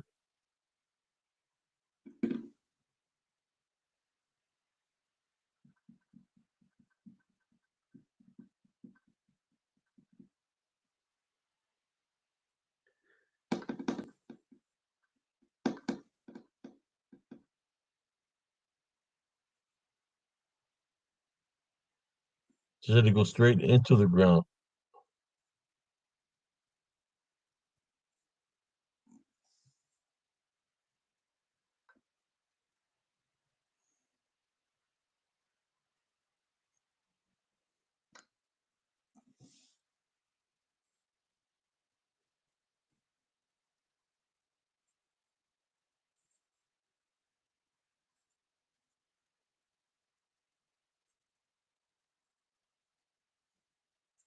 Let me see if it's this one.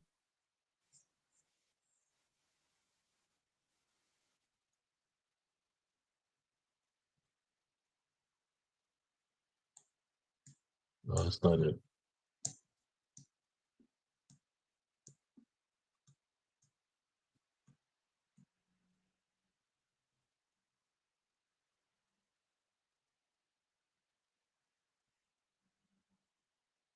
You there, cousin?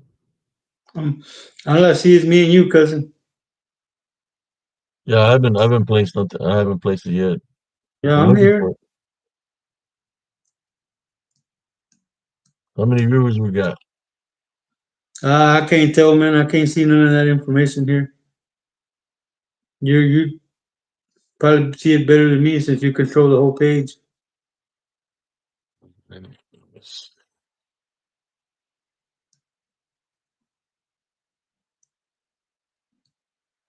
I can't comment. I can't throw people out. I can't see how many likes or how many people are in.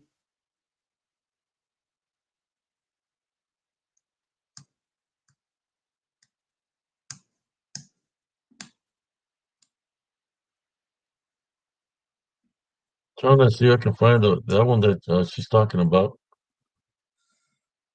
Yeah, I know how you feel, Smurfy. We lived all over Fort Worth because they kept shooting up our house, man. And wherever we moved, they would shoot up our house.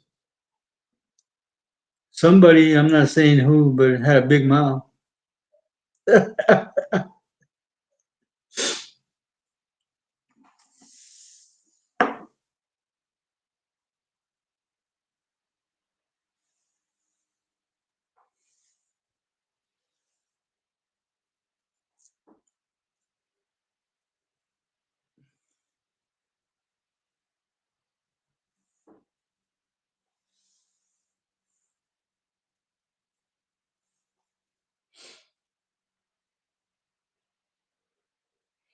Yes, please hit that like button, or cousin Abe will send some crippled brujas to your house.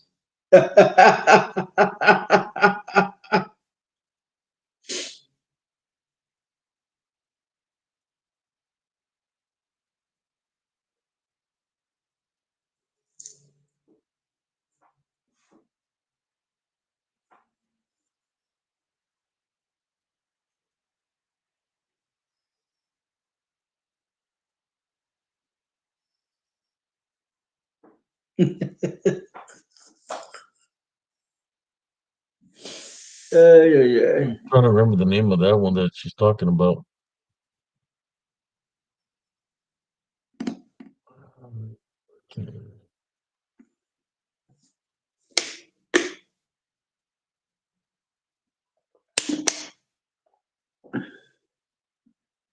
Because it goes, it's during the day, and then it goes into the ground because it's in an open space. Yes, Murphy. The bruja won't be riding a broomstick. She'll be riding a wheelchair. Flying wheelchair.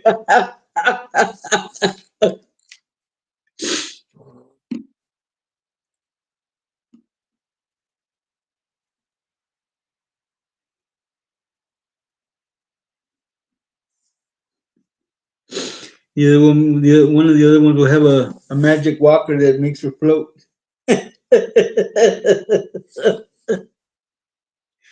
They all have rock marks on their heads and all over their torso where Abe was throwing rocks at them.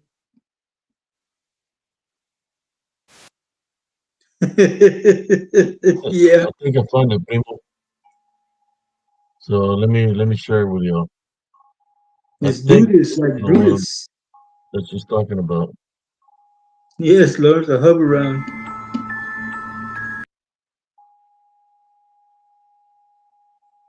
Here we go.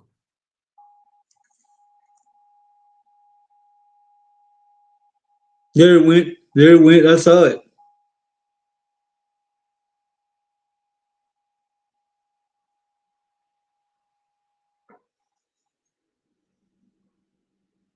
There it went right there, cousin. Damn, that thing was huge. I just let it run a little bit so people could check it out, see what they think about it. Yeah, it was pretty big, man.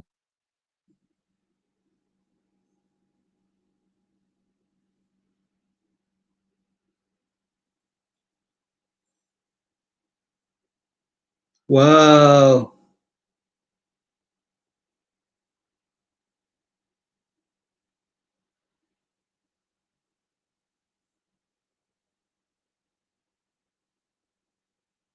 Damn, did you see that?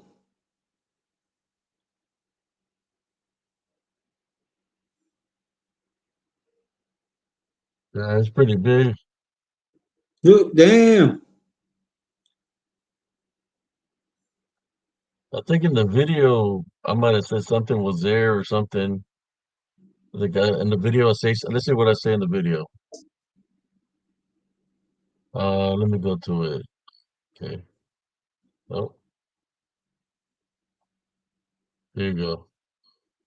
Let's see what I say.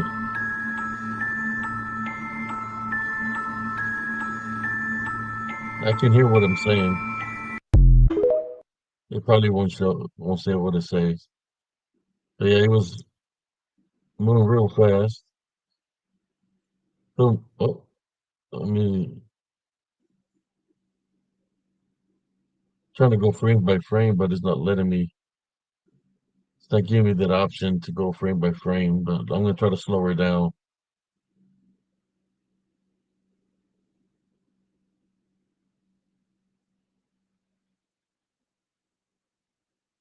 There. Oh, look. See, it looks like a dragon, cousin. Look.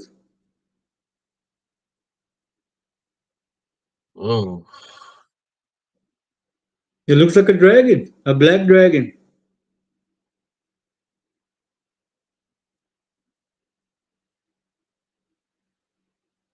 that looks creepy right there, no? Yeah, it looks like a dragon, man. Tracking capture one more time.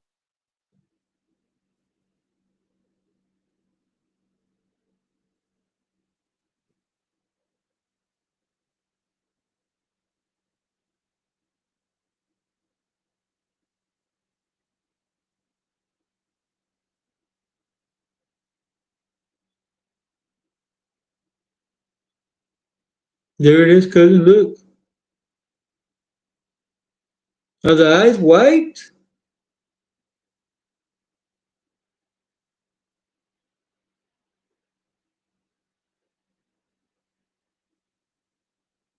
Well, it's got like a little goatee hanging from the bottom jaw.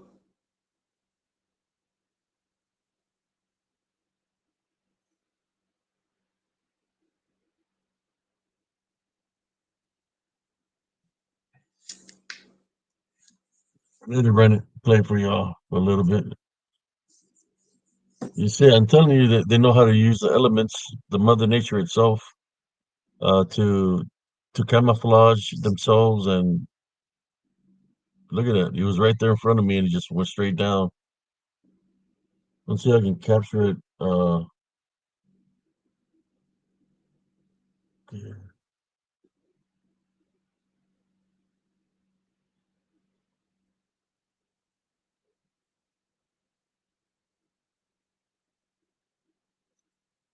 that's where it's entering. There's a head right there. Looks like it's coming out of a portal right there.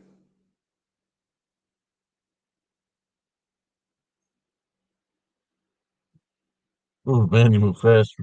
From that position to there, you move fast. See if I can get it again.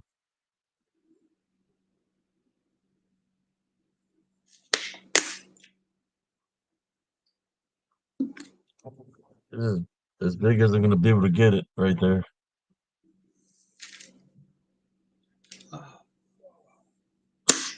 down here, Primo looks like a face.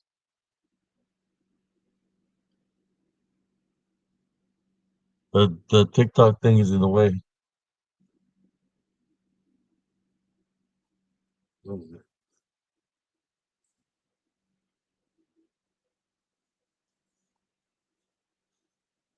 go back.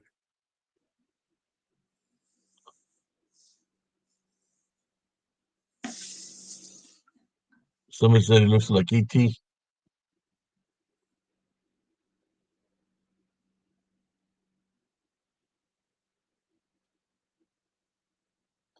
Thank you for joining us, Monica, tonight. Thank you for tuning in. God bless you.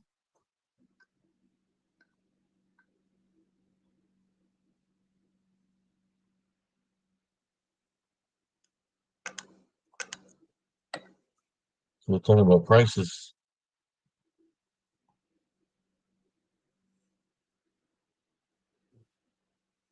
Yeah, but the other one is the other one that's huge. The passes right between that one right there by itself is freaking massive, and it's like an emission. Let me see if I can find it.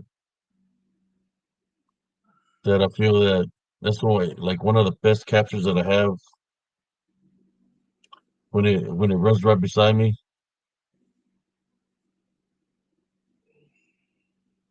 See, I can find it. You know which one I'm talking about, Primo?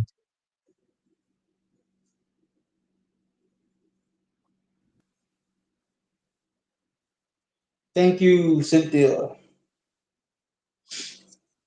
Where the people just see a blur.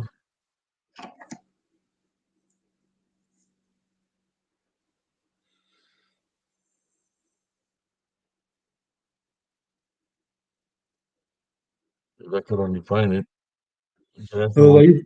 while you find it, I'm gonna go make an outcry in the baño. I'll be back. There you go. I think that was it.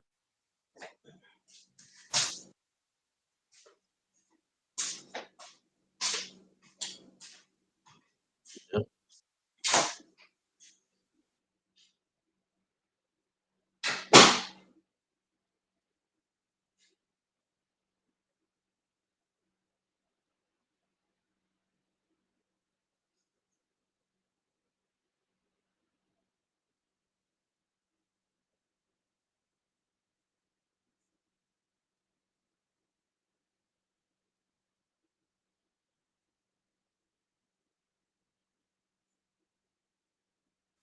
Yeah.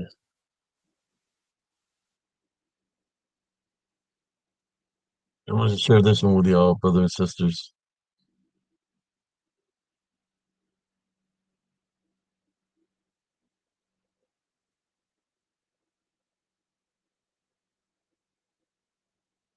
It's regular video. Look how fast it moves. It's regular speed.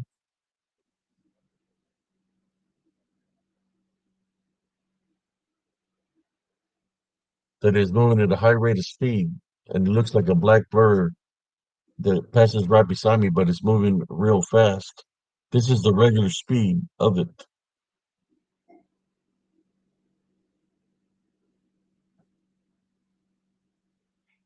So I'm gonna lower down the speed, see if we can capture what is passing as a blur.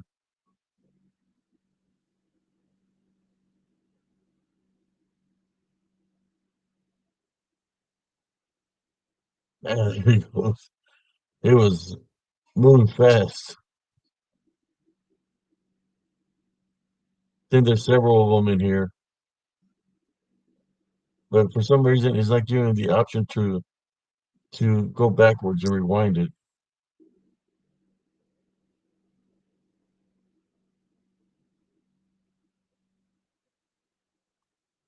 Yeah, I'm gonna have to go to the one where it's slower because that one is moving at a high rate of speed. I'm gonna have to go to where I lowered the video to be able to capture because it's moving too fast. It's just like a black blur, dark shadow.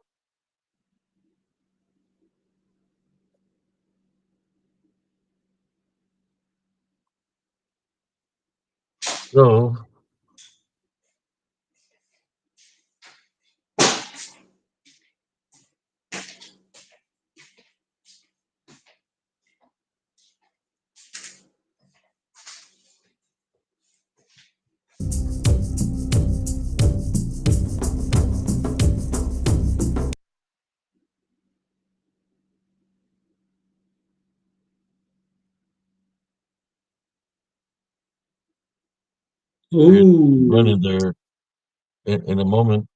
I'll show you where it's at. ooh, there's another one. Yeah, I, I had to put the lower speed because the other speed There's was too one. fast.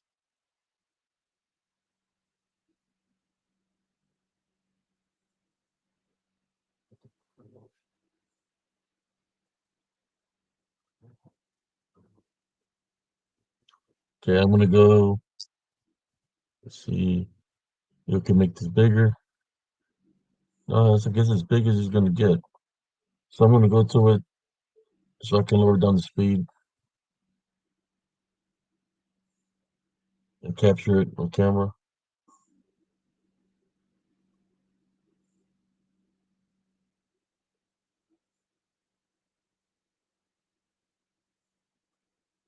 There it Wow. is, primo. Ya lo vi al güey.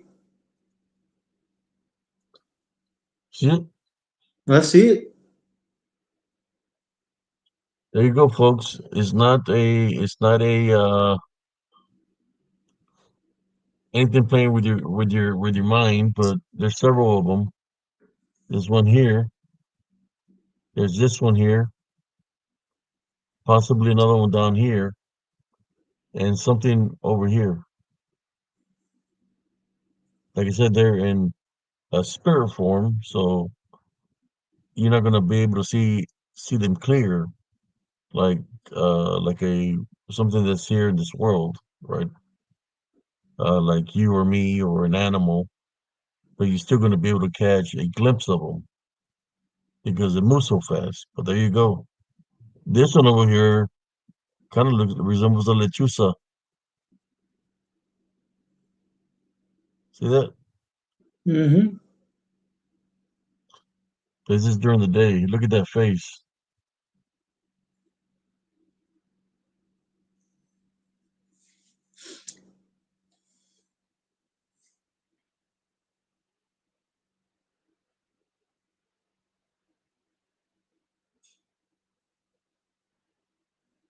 And that's crazy, cuz.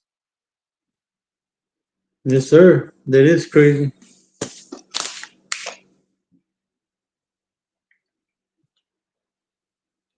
There you are. How many do you see there?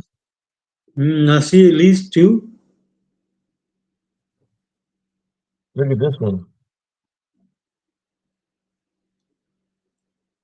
Standing right there. Oh, I see it now. It's the Lakata. It's standing right there. It's pretty tall. Mm-hmm. Looking at me. That's crazy, you know. I'm Yep. just gonna push play now. It's gone.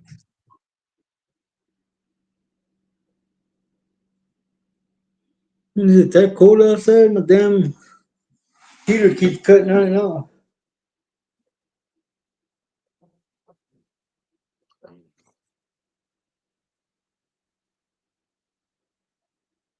44. There you go, brothers and sisters. I don't want to freak out people too much with the short reels that I got here or anything like that. But I'm just showing y'all to let you know that spiritual encrypted encounters does have the proof that do exist in here in our spiritual realm. Realm. That they do exist, and I have the proof. That's why I get targeted by this lower standard or low these other groups that they have no evidence of anything because they have nothing to show to the people. I have evidence. I have pictures and I have videos that I've captured them in using my spiritual senses. I'm able to share that with the viewers so people can see. All right, Morgan. Got my dog inside. I got my plants inside. So if it freezes, I'm good.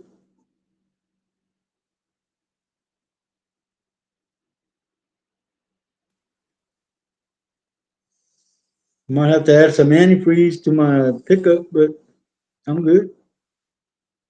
Dude, we're 2 hours strong, primo. Yep, 2 hours and 5 minutes. Questions, brothers and sisters, that y'all want to ask me or cousin Jesse. And I got some more time I can share with y'all. If you want, insert a video that ask me something about something, I'll show you. I'll I answer. videos. I'll answer any question except from yesterday's subject. Leave the viejitas out of this. So I know we got a little bit off topic of the hood, but these things are from the hood, from Fort Hood, because these things that I'm showing you here, I've seen them on Fort Hood. So it's actually things that are of the land, right? Territorial, they can manifest to anything.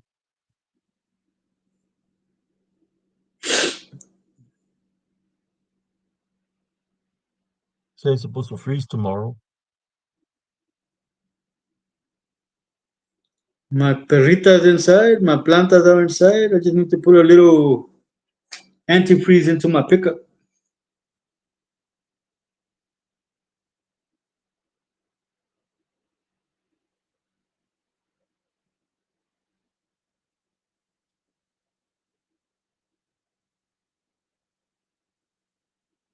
What the hell?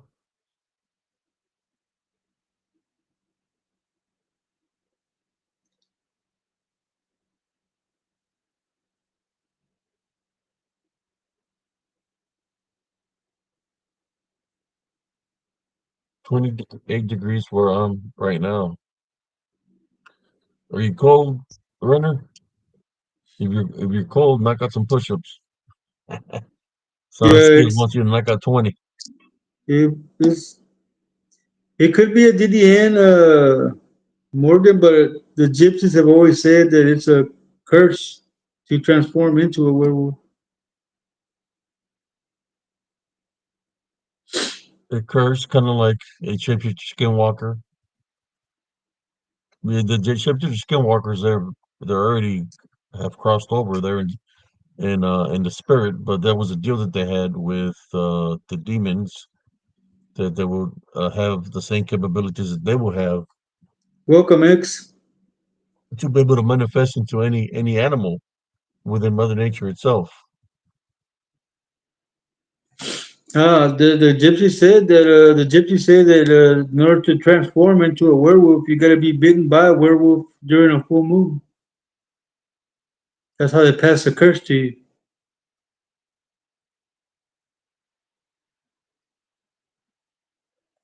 Well, yeah, if you're cold and it's that's what you do, and you got to keep your body warm. Like some push-ups, run in place, do some jumping jacks. You know, it'll keep your body warm. Now, as you want to do the buddy to buddy with the huggable succubus, I you know, pass. It's all yours, uh, man. then you can do that with the He huggable wants to succubus. give you a hug. So you won't get what do you call it? Frostbite on your fingers. You know, you got to keep your phalanges in a warm place. Beware of the reach around.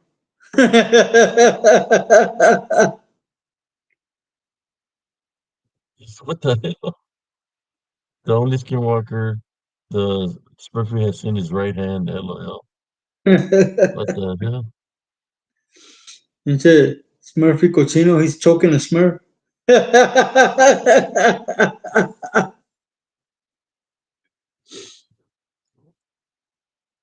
So instead of calling him the Wendigo, we could call him the Handigo.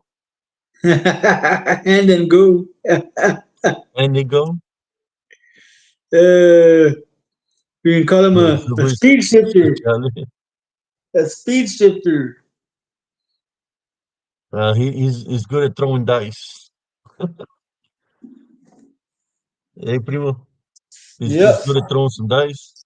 Yep. And you say it's the big. Thing from Boston is big, but it's not hard. He's like 7-Eleven, 7-Eleven, but the only thing he get is 2 to 3, 2 to 3.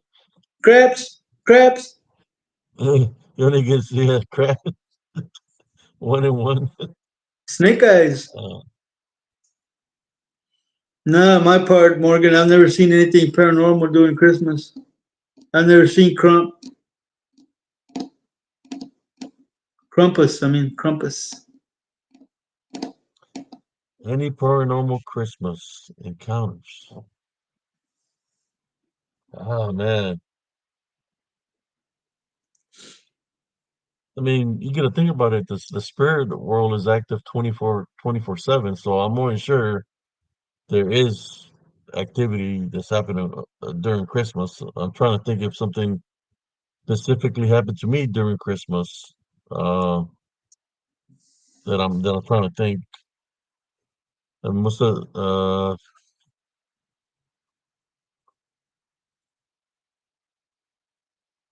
Christmas Day. I mean, there was activity in Elms Grove during Christmas, uh, where my freaking not my Christmas tree. The activity we had a chimney, and I guess the fire we had in the chimney, right? And the mobile had a chimney.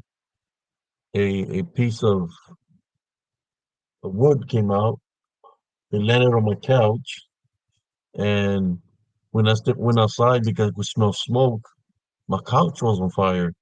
There was a big flame from the couch all the way to the ceiling that I started banging on it, with my clothes because it was gonna catch the house on fire.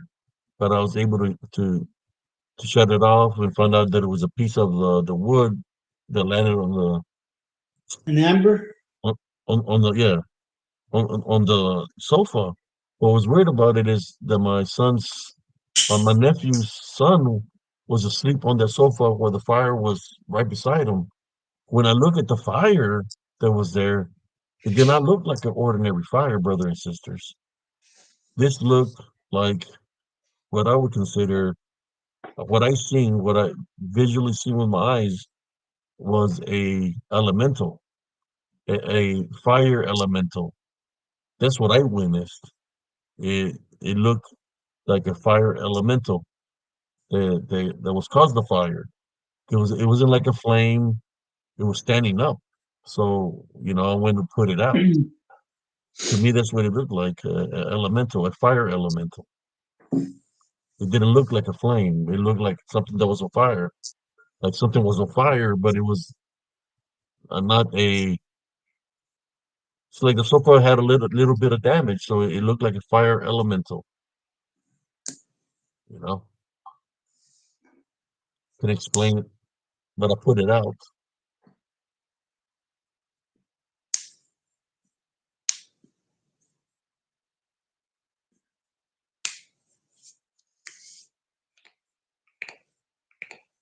I guess a Christmas Skinwalker's type stories for next open mic night. All right, there we go.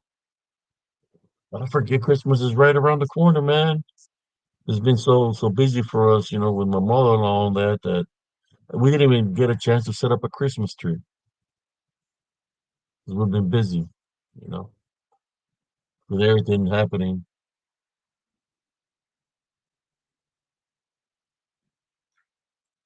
Yeah, I'll see Mr. something. Anderson. Sounds like a Yeah, I good got some stories gift. I can share with you for Christmas, dealing with things that I've seen during the holidays.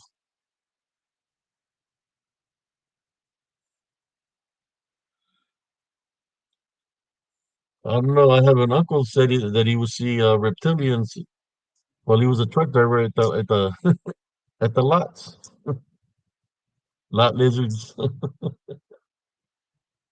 Primo, los tíos were seeing lot lizards at the truck stop. Especially Reptilians. Uncle George. Especially Uncle George. El Fabio. You know he cut all his hair Oh, off, right? he did. He cut all his hair off, man. Oh man. That He sounds went good, high. Mr. Anderson. He went high and tight, cousin. Hang tight. Just like when he was in the army. I got a lot of hair right now. It's just growing, man. It's growing out of control.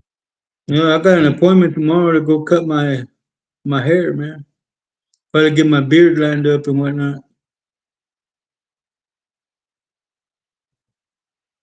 How long we been on? For 2 hours and 15 minutes? Mm-hmm.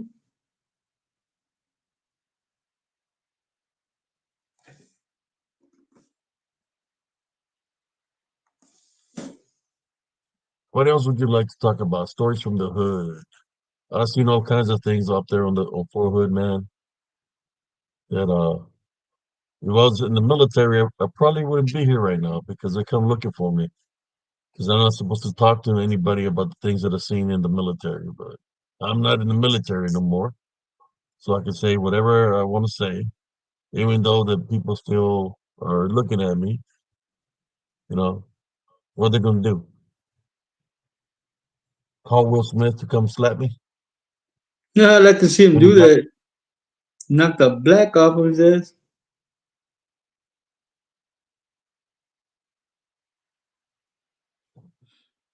I'll knock him out so hard he thinks he's back as a Prince of Fresh of Bel Air.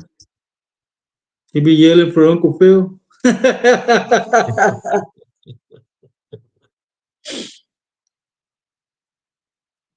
Sister Nels Angel said,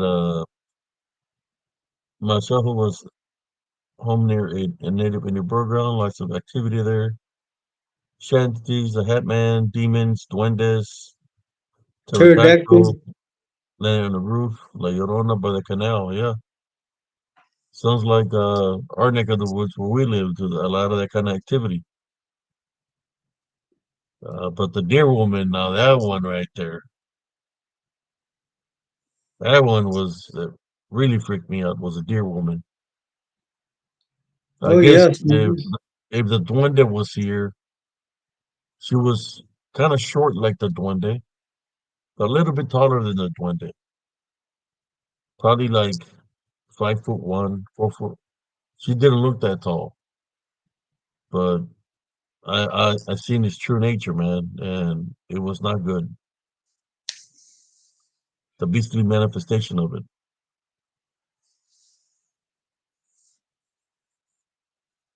Yeah, whenever we do is, I mean, tomorrow is Friday, right? We can have a show tomorrow. I know cousin Jesse probably falling asleep on me. Or you good, I'm right cousin? here, man. I'm wide awake, man.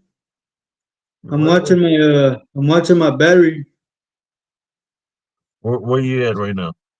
22%. 22%. I started at 100% 2 hours and 18 minutes Since ago. somebody said the Llorona, we're gonna change.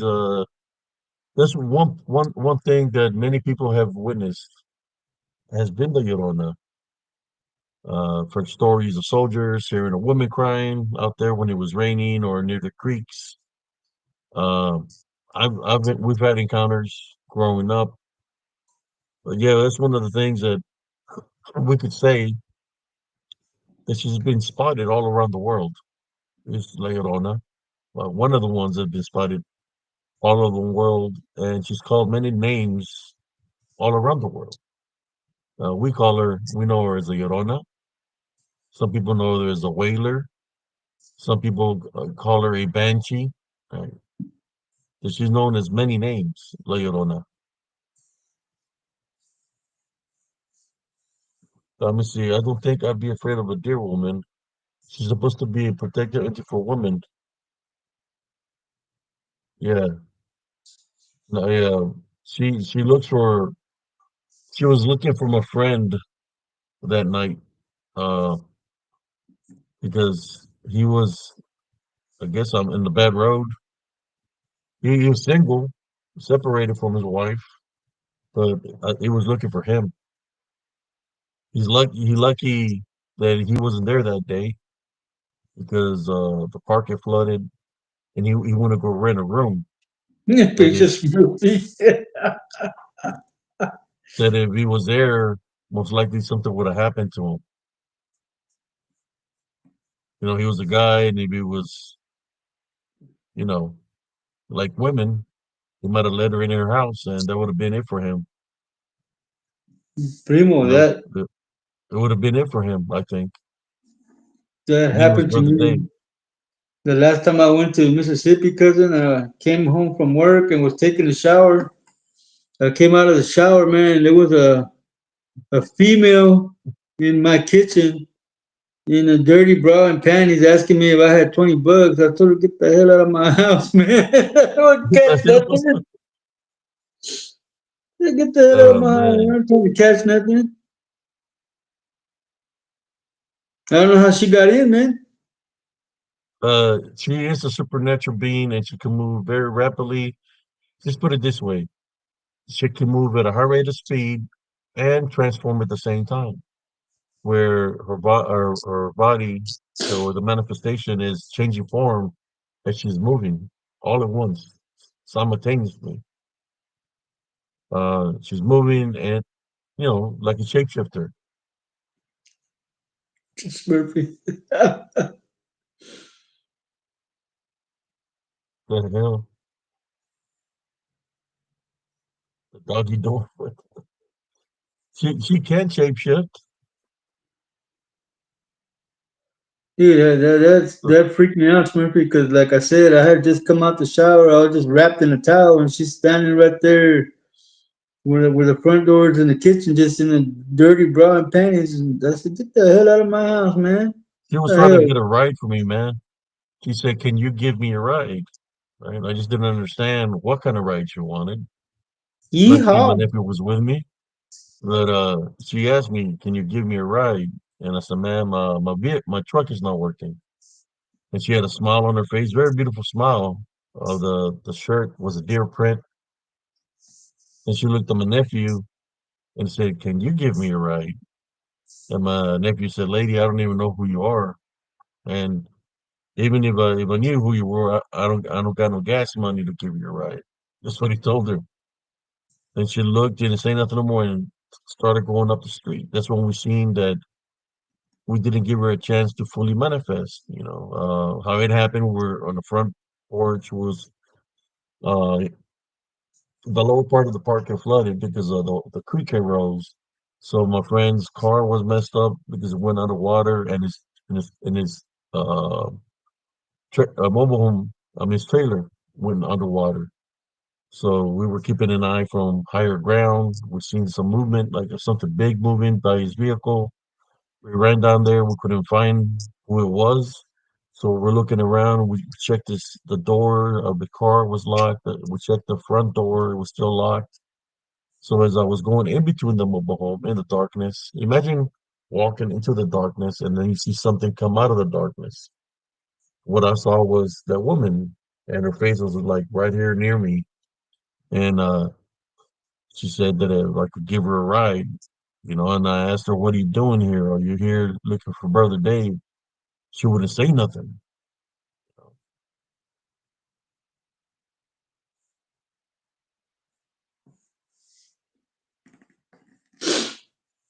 I think if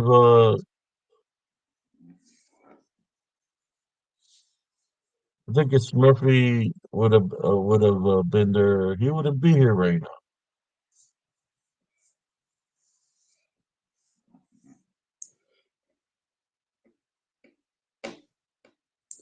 He'd be like, "Ooh, Bambi's mom."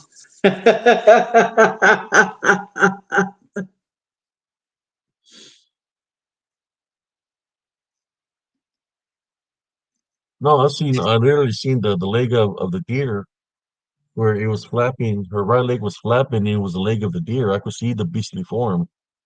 So they say about the deer woman that if you too focused on here, on the beauty, if you don't pay attention to the feet, that's where you'll be able to see that she is the deer woman because her feet are beastly feet, and that's what I seen was the hoofs that she had were the hoofs of the deer woman.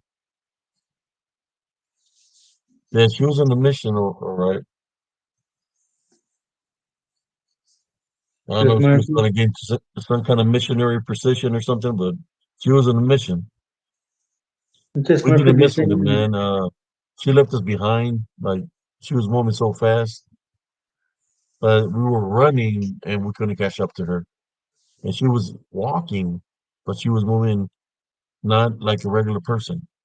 So by the time we get to the main street that goes to the highway, she's already in the highway, moving real fast, like moving like the speed that she has is not ordinary, and she wasn't even running. She was like it's more like of a like floating, you could say. You know what I'm saying? Well, just moving on, not like a person would run, you know.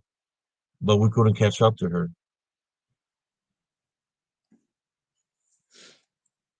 My people will be singing that song. Bambi's mom's got it going on.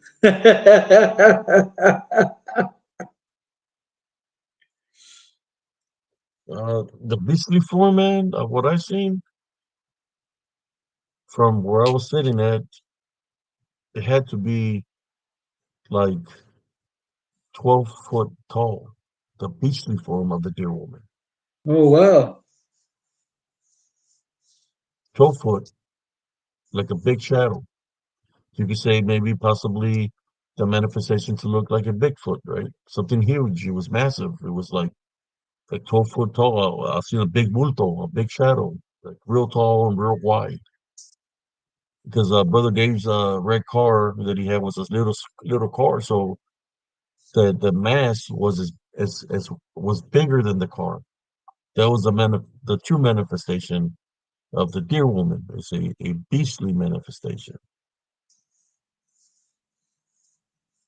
Luckily, we got to see how she looked and the I guess physical presence or the physical manifestation that she took. I don't know if I would want to see the beastly manifestation of her. I just seen it from a distance. She was trying to get it right on the highway to hell. Well, on that highway, there's been a lot of people that have died, man. If you go down that highway, there's a lot of crosses there where people have died on that highway.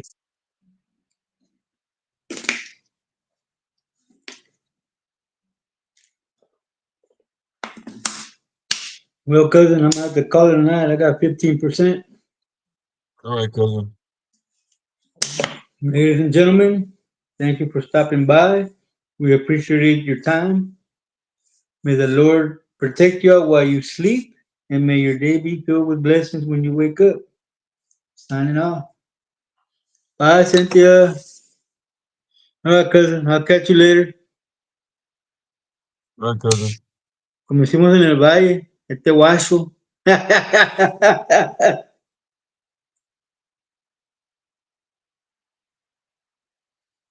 Yeah, I think might have a picture of a possible. I don't know, man. This shapeshifter skinwalker is very devious. I mean, there are native, so they can take the native, look native, right? Just like the deer woman looked native. And I'm like, man, where did she come from? Because she came from the woods. Uh,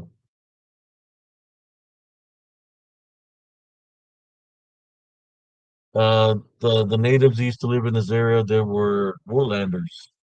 They like living in the woods, and that's what they would make their homes in the woods. They would make like huts, but with branches, and they would live near the creeks because that's where they would get their food from. Fishing or shoving deer off the cliffs or the ridges of the where the creeks are, to for food. So I believe that's why there's a lot of activity there in Elms Grove.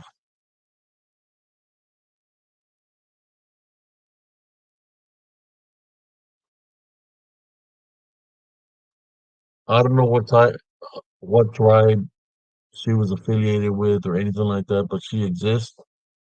Because I witnessed her. Uh,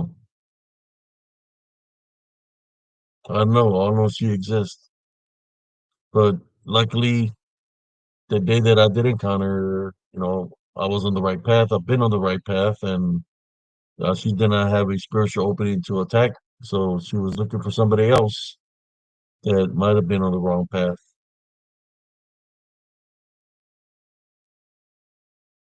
I think I might have.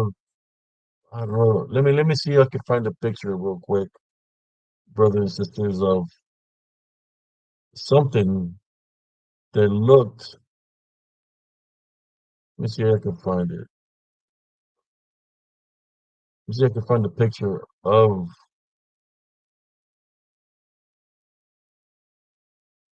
Let me see if I can find it.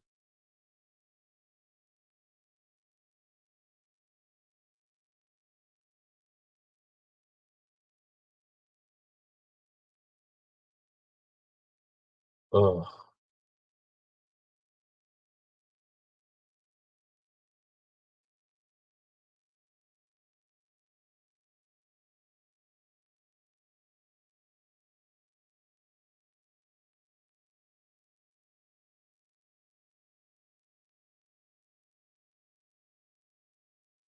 I think I have a picture here. Uh, Somewhere in here where it looks like a woman in the woods. That's why I say that this deer woman is a shapeshifter skinwalker.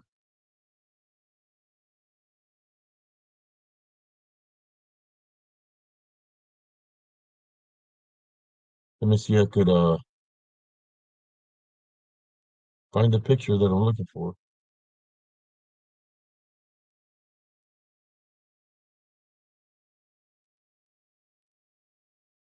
before I go.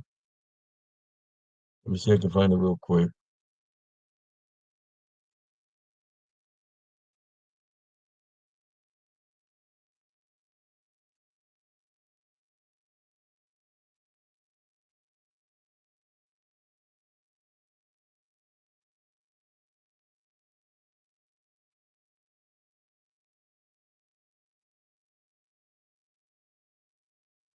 Yeah, I got a lot of pictures here from Elms Grove.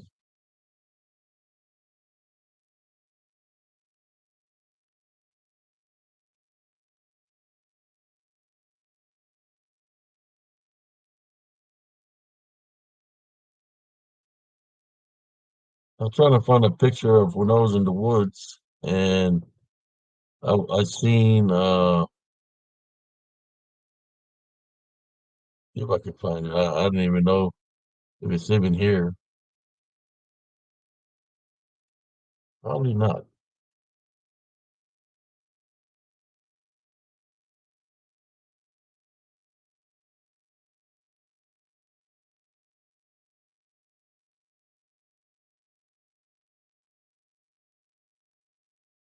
Uh,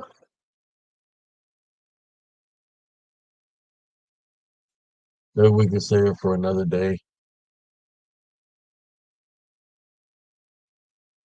Let me back out here. Let me even see if maybe I have a picture of it in here on the show reels of what I'm trying to show you. No, I tried my best to try to create a short reel almost of everything that I captured, so like that I can share it with y'all.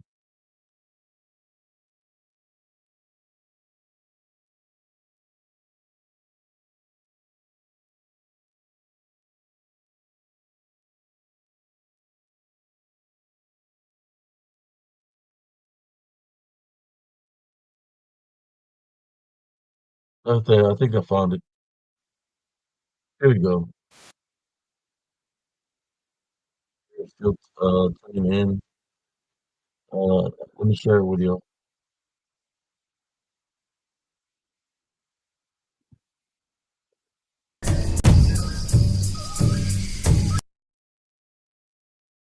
Here you go, folks.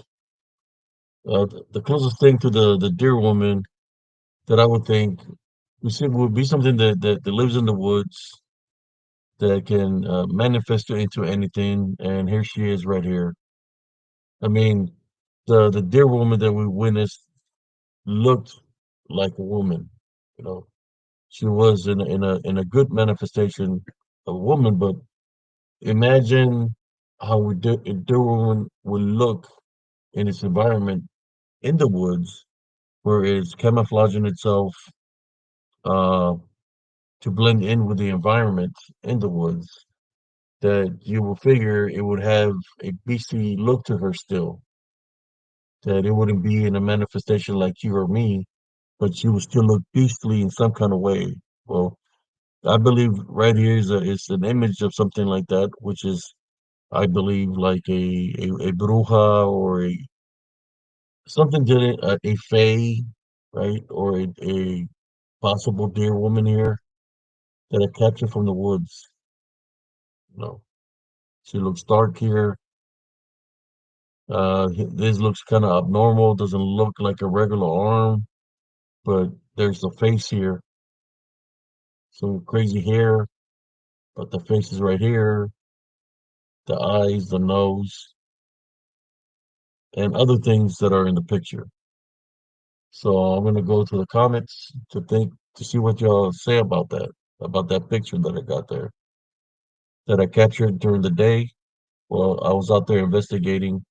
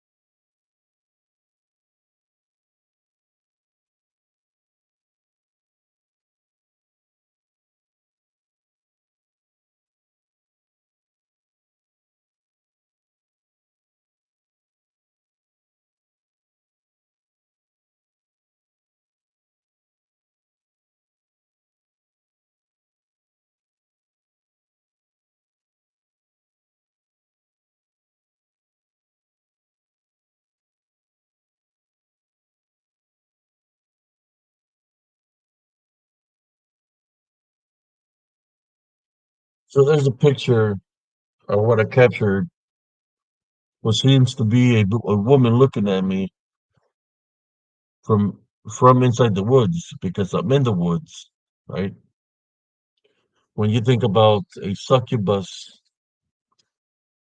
a bruja, a fae, a harpy, a witch with moles on her face. Well, right there in this picture, to me, I have two pictures. I have this picture and I have another one that I'm going to show you.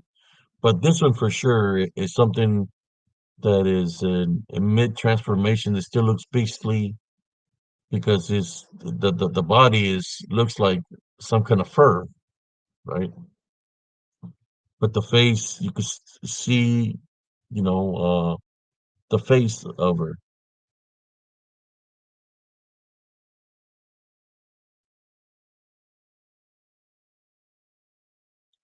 So what I'm gonna do on that picture, I'm gonna push a display to show you the different phases of her.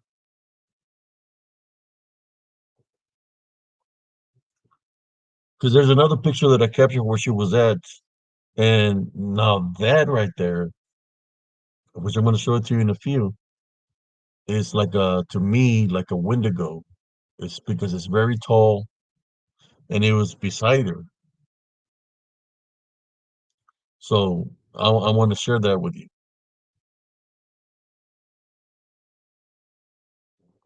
So that's what I'm gonna do right now. I'm gonna get off this picture that I'm sharing with y'all, and I'm gonna share the other one that I'm talking about. A close-up screenshot. Let me see. Uh, yeah, I can. I would have to go in there and do a screenshot of it, but right here's the face of her, and this is the body. It's like something like her either an arm is on the ground or a leg of some sort, but her body's kind of contorted. And it looks like other things in the picture here also beside her. Something here, and I believe something in the background over here. But I'm going to show you the one that was with her. Let me see. Let me get to that picture.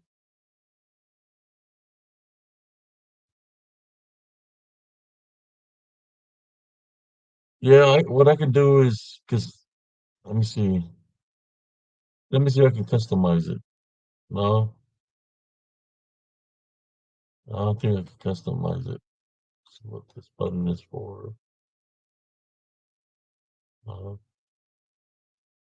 let me see if I can get a bigger picture, y'all.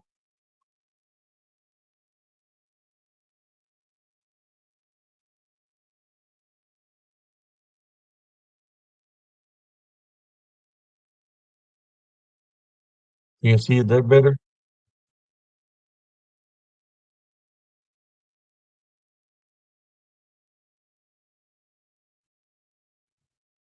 Let's see. That's around the same picture. That's a little bit bigger right there, I think.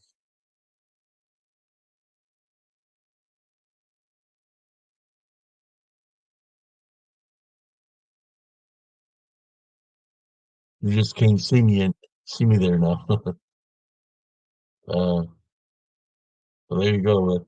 That's a close up of her. Uh,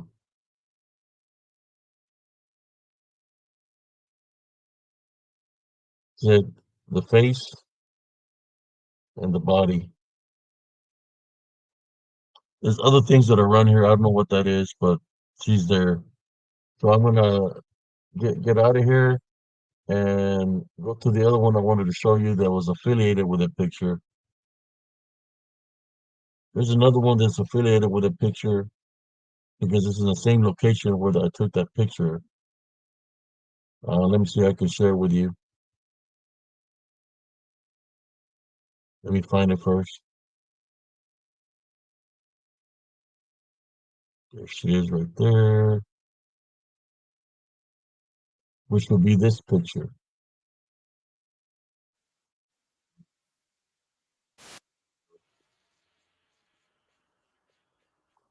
Okay, let me go back to the live and I'm going to share this other picture with you. Okay.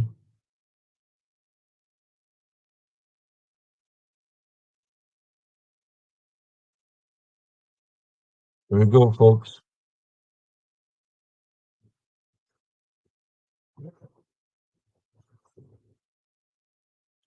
This is in the same location where I captured the picture of what seems to be like a hag or a witch of sort. But in this picture here, no, I called it the DDN Wendigo Skinwalker, which you can see that sucker's face right here. Very tall. There's the face of it. That right there is pretty tall,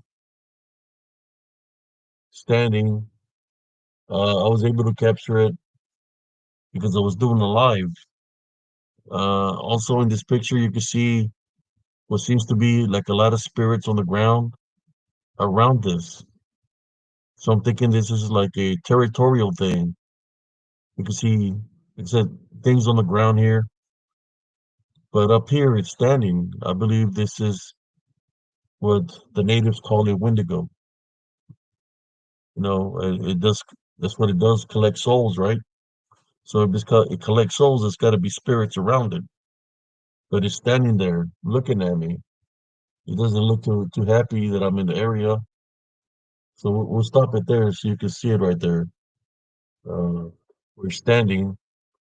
Right here you can see images which seems to be like spirits all around the ground, possibly victims of the Wendigo, you know, since they were into cannibalism, or possibly a location where, you know, somebody could have died, you know. But it's kind of like all the spirits that are here looking at me because I'm in their territory. But here's the Wendigo looking at me, very ugly, and it's very tall being. I say possibly 14 or 15 foot tall, where he's standing. I've been wanting to go back to the location, but it's like Something tells me not to go because it was pretty hot and heavy last time I went in there. I was catching all kinds of activity, but this is one of the reasons. Not that I can handle myself spiritually. It's just like I don't know. I don't want nothing to happen. Like right here beside it looks like a portal of some sort. You can see this right here. It looks like a portal. So let me go back to y'all. Let me see what the chat is saying. Okay.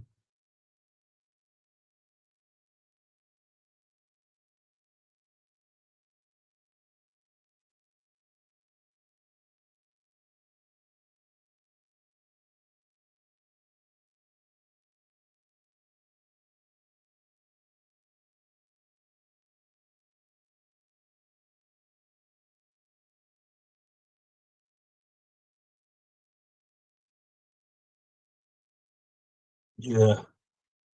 He didn't look too happy, Sister Cynthia, when he was looking at me because the look that it's got is not a good look. The way it's looking at me, it looks like it wants to attack. Um, my instincts, uh, they were kicking in,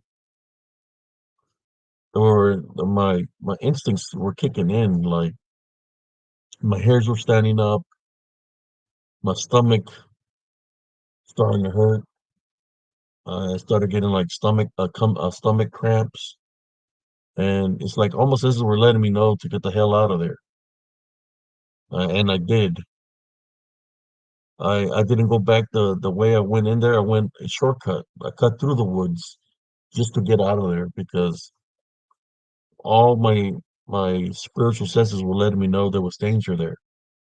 So I got out of there as fast as I could.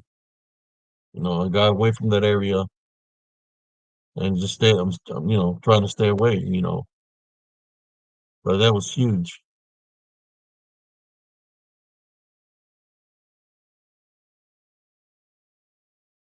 Yes, brother, exuberance is uh definitely. Just by talking about it, my hairs are standing up right now. Let's see. Let me show you. Oops, I can show you right now. But yeah, it's not. Yeah, the face is just it's huge, man. Whatever that is.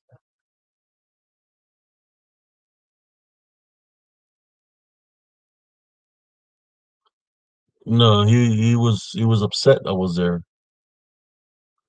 because I could sense the spirits around me, so I started praying there, and I was praying, saying that if there's any spirits that are there, for the Heavenly Father to bring the heavenly angels to free them. So whatever that was, it showed itself, and I didn't see it visually, but I could sense it around me. And if I only knew it was from that distance where I'm standing, it's probably like 20 feet away from me. 20 feet away from me, underneath the woods. I was in the woods. So you could see a branch over it. So I was in the woods. It's like a canopy, and that's where I captured that image.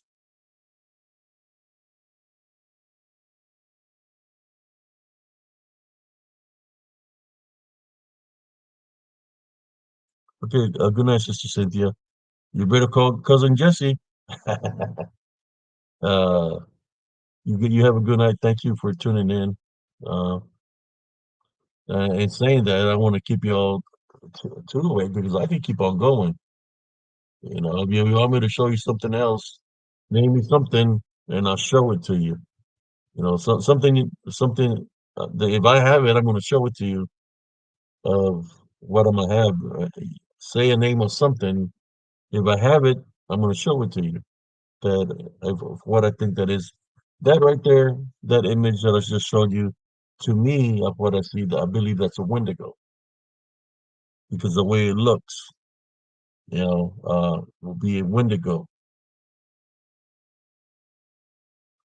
Oh yeah, it's pretty hot and heavy here in Central Texas, brother Exuberance. Like I said, when I used to train in Fort Hood, it was hot and heavy over there, training at day and night.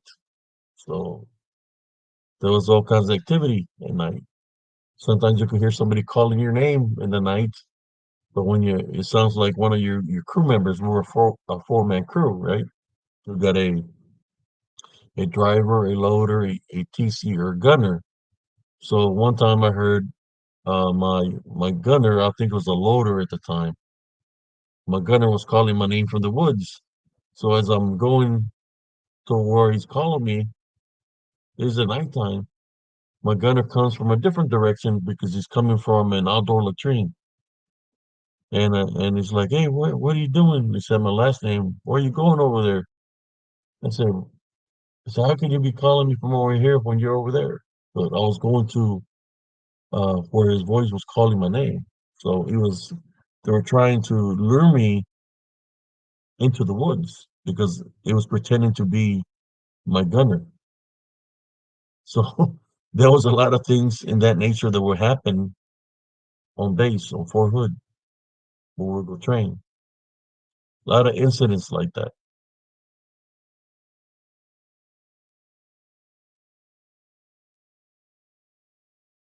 How you doing, Sister Lisa Haskins?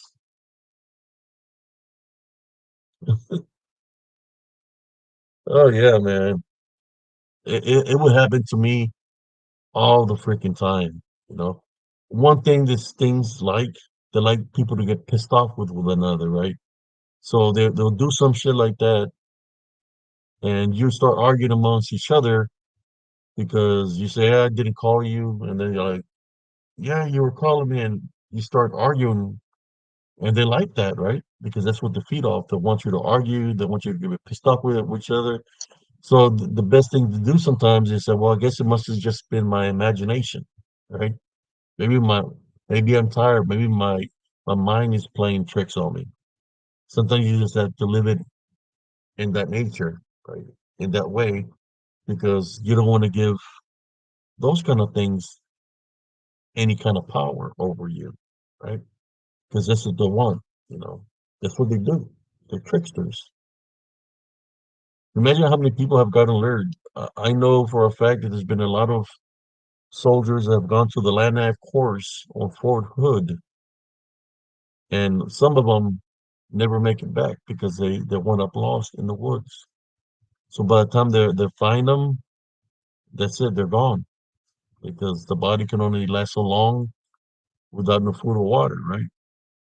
So if they can find where is the body that they can't find it? You know what I mean? I'm more sure they have dogs that can smell the scent of somebody, right? How are they not able to find somebody till it's too late? Is it because maybe they're being trapped in some time portals? So by the time they do find them, it's already too late because of the time portal where they can find them, they can see them. They're there. Maybe they passed the person numerous times, but they don't see him because he's in a different how should I say time zone, time dimension, but the body is there. Kind of like that right there. That he was there looking at me. I couldn't see it in our dimension, but it's in the picture. We're standing looking at me. Doesn't look happy.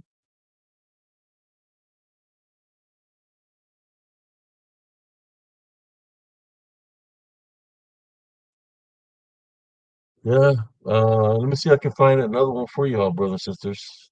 Uh, you know, yeah, I'm gonna share this other one because of the location that she's at, that I believe that she was a spirit of what happened to me when I was hearing somebody yelling for help.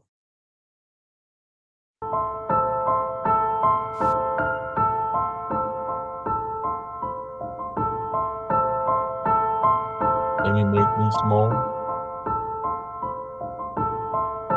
Back to that. Oops. Push play. There she is. This picture of what seems to be a woman. Okay? Seems to be a woman. She's literally on top of a tree. Well, the location that I captured this image of this woman was nearby the location, or by the location, should I say, where the woman was called into the woods. They lured me into the woods. The woman that was yelling, crying for help. Well, she is standing on a tree that was right by the location where the woman was crying for help. In a moment, I will show you that tree, but I'm showing you that I believe that this spirit of this woman that was yelling was a spirit that was crying for help. They lured me into the woods. What is she? Is she a witch? Is she somebody that passed away? But here you go. Here she is. There's the eyes, the face, the forehead, the hair. Looks like she's wearing some kind of dress. And there's her leg. There's her foot. There's her leg, her foot. And I'm going to show you the tree where she's at in a moment. But I just wanted to share this with you. Okay.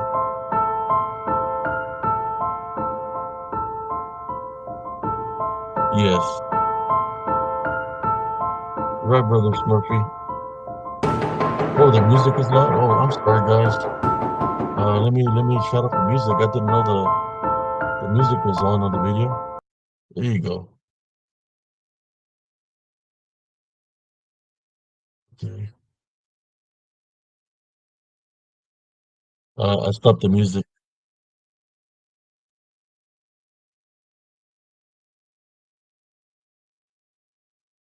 She was on a tree, man.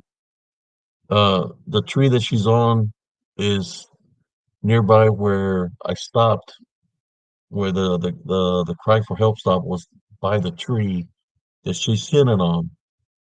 Makes me wonder if it was the spirit of that woman or whatever that is that's on the tree that lured me to the tree that evening when I was surrounded by the six DDN.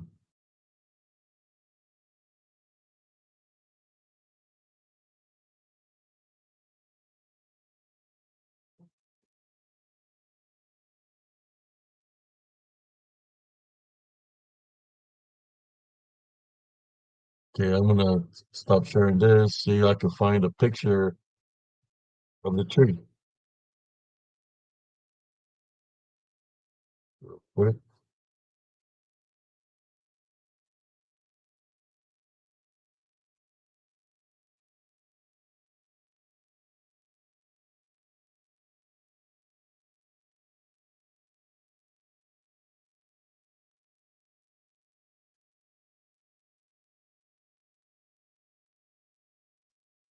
I used to have a lot of content, brothers and sisters, but to those people that came at me in a negative way, I lost a lot of content that I had on Positive Spiritualist because my account got permanently deleted on Facebook.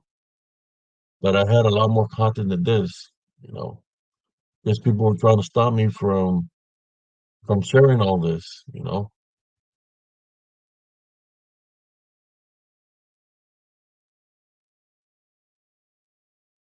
I'm trying to see if I can find the tree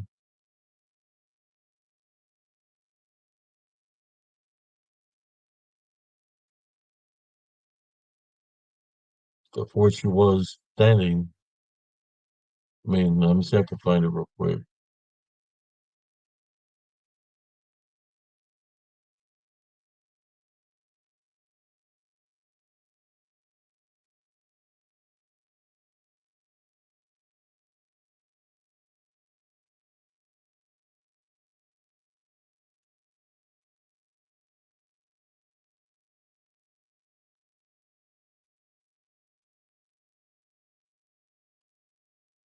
not showing me the tree here. It's okay.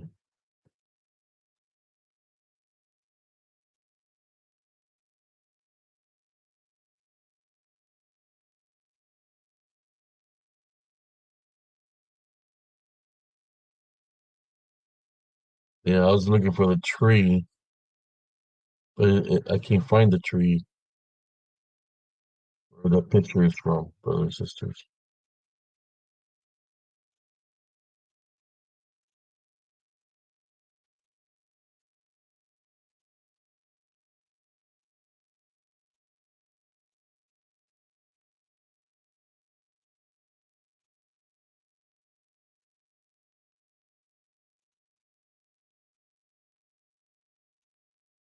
Yeah, I don't have the picture of that.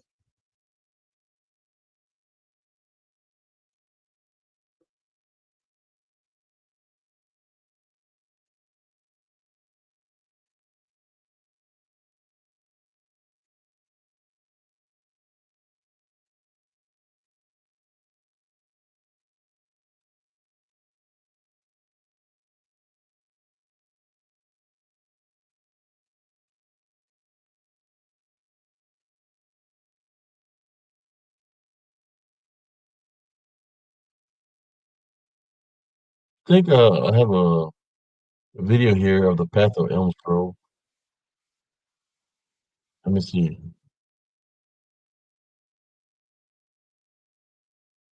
Yeah. Oh man, I didn't even know I even had this video. It's not really showing nothing. Let me see. I guess I can share this video.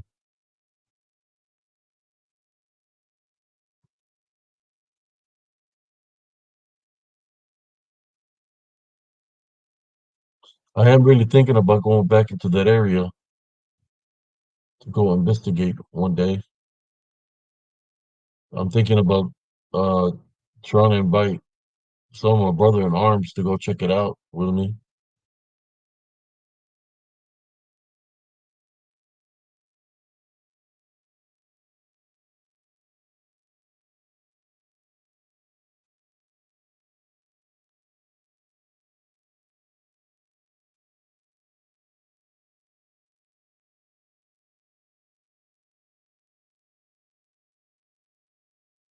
Yeah, I'm gonna show you this other one that I want you to see of the path, Elms Grove.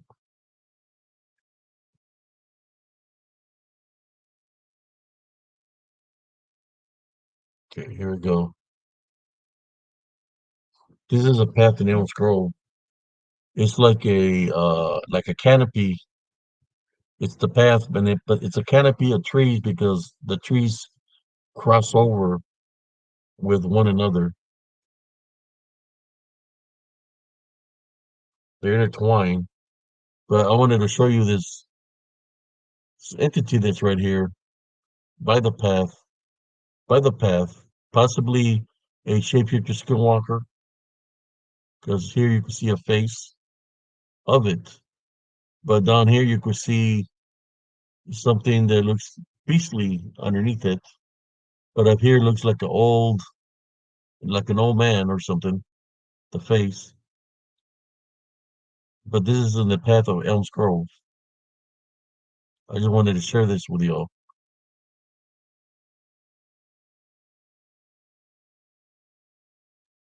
Okay, I paused it. It's paused. Okay, let me go back to the live.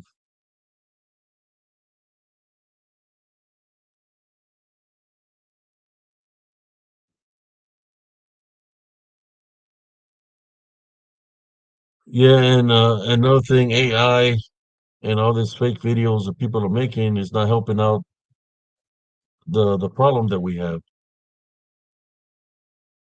To me, there's a man right there, looks like an elder, possibly native, uh, that's standing there on the path looking at me, but he has a, you know, most likely a possible shapeshifter skinwalker because of the entity that's below it.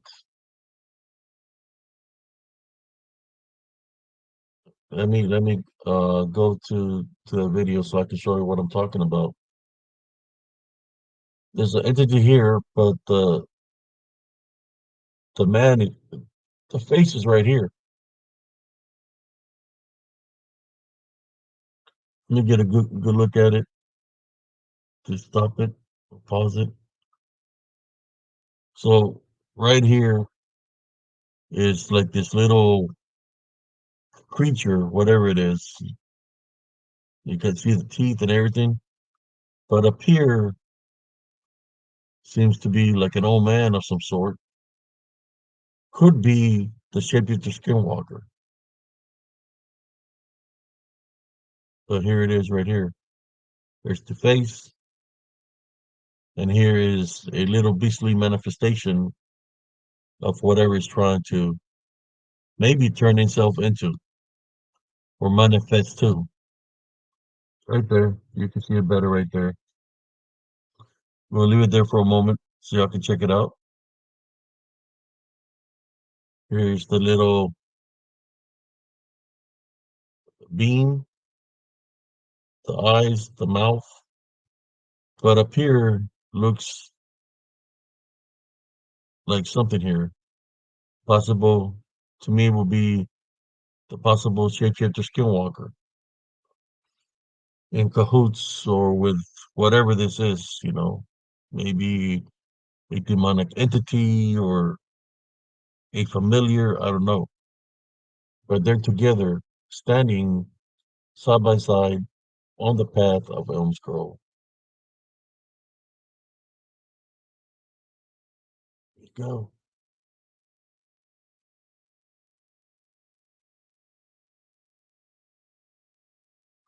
Yeah,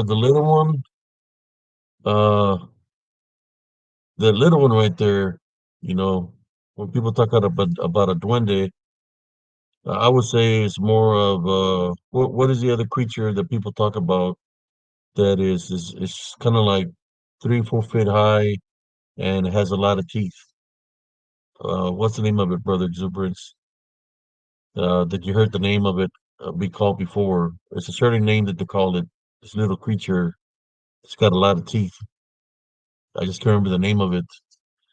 That's what I would say people talk about that when they see it, that it's not that tall, but it has a lot of teeth.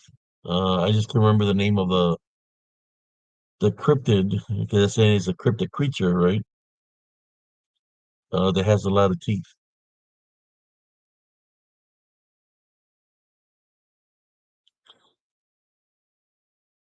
What's the name of it? Is kind of like a gremlin, but not a gremlin. It's got a name for it. I mean, it could be the duende that they're talking about, but it's a certain name that they call this creature that has a lot of little teeth. That is like 3 foot to 4 foot tall, and uh, people always talk about it. I just can't remember the name of it on top of my head.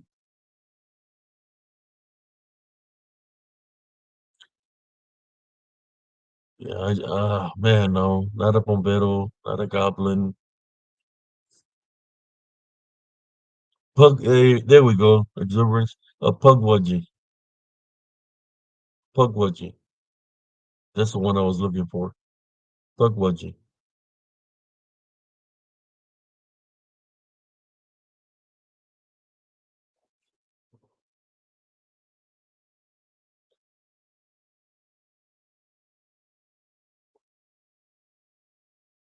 I just wanted to share that with you. One day that I do go back, if I ever do decide to go back to Elms Grove, I know that they probably don't like it that I put them on the map because I made the show and talk about that location. But I would want to go back just to catch more pictures, more evidence, to see what's there. There's a lot of other locations there that I haven't gone to see what's there. Um, yes, but the Pugwudgie is the one that reminds me of that little thing right there reminds me of the thing that I seen when I was all camouflaged uh, in the woods when I was all camouflaged and I was in my gear, and I heard something making this weird noise. I looked down. It's at nighttime, and I'm in some brush and some trees by the main road in the tree line, and I heard something making this growling sound at me. When I heard the growling sound, it was what I believe that little thing right there. You know, it wasn't that tall. It was like probably like knee high or thigh high, 3 foot tall, either 2 to 3 foot tall, and he had his mouth open and was showing me all his teeth, growling at me, making this weird noise. And I pull out my machete that I had in my, I carry weapons with me. I pull out the machete and I was gonna kill it. I was gonna hit it on top of the head and kill it. Uh, at that time I was looking for what lured my son into the woods. And as I was fixing to swing the machete on it on top of the head, spiritually, something told me don't do it. So when I had the machete ready to swing on it, it was making this cry for help. It was making this weird noise, like it was crying for help. So I put my machete up and I walked away. Started walking out of the woods onto the highway. When I was walking out of the woods onto the highway, imagine coming out of the woods. There was something big that had to be like 15 foot tall, covered the whole space where I was walking, and I thought he was going to hit me, and he went right through me, and he was going to where the cry for help was. So I kept on walking on the road. Next thing you know, I start feeling weird. Feels like something's trying to possess me. So I start praying to our Father, and I could feel this. I'm not feeling well. I'm feeling like something's trying to take control of my body. So I prayed for about 2 hours. I never went back home. I went to the park, sat in the park, and I'm praying and I'm praying. Um, After about 2 hours sitting in the park, I finally go back to the house when I felt that whatever was trying to attack me spiritually was gone. That's when I went home. But that's the little thing that I try to hit with a machete. It is. He had a lot of teeth.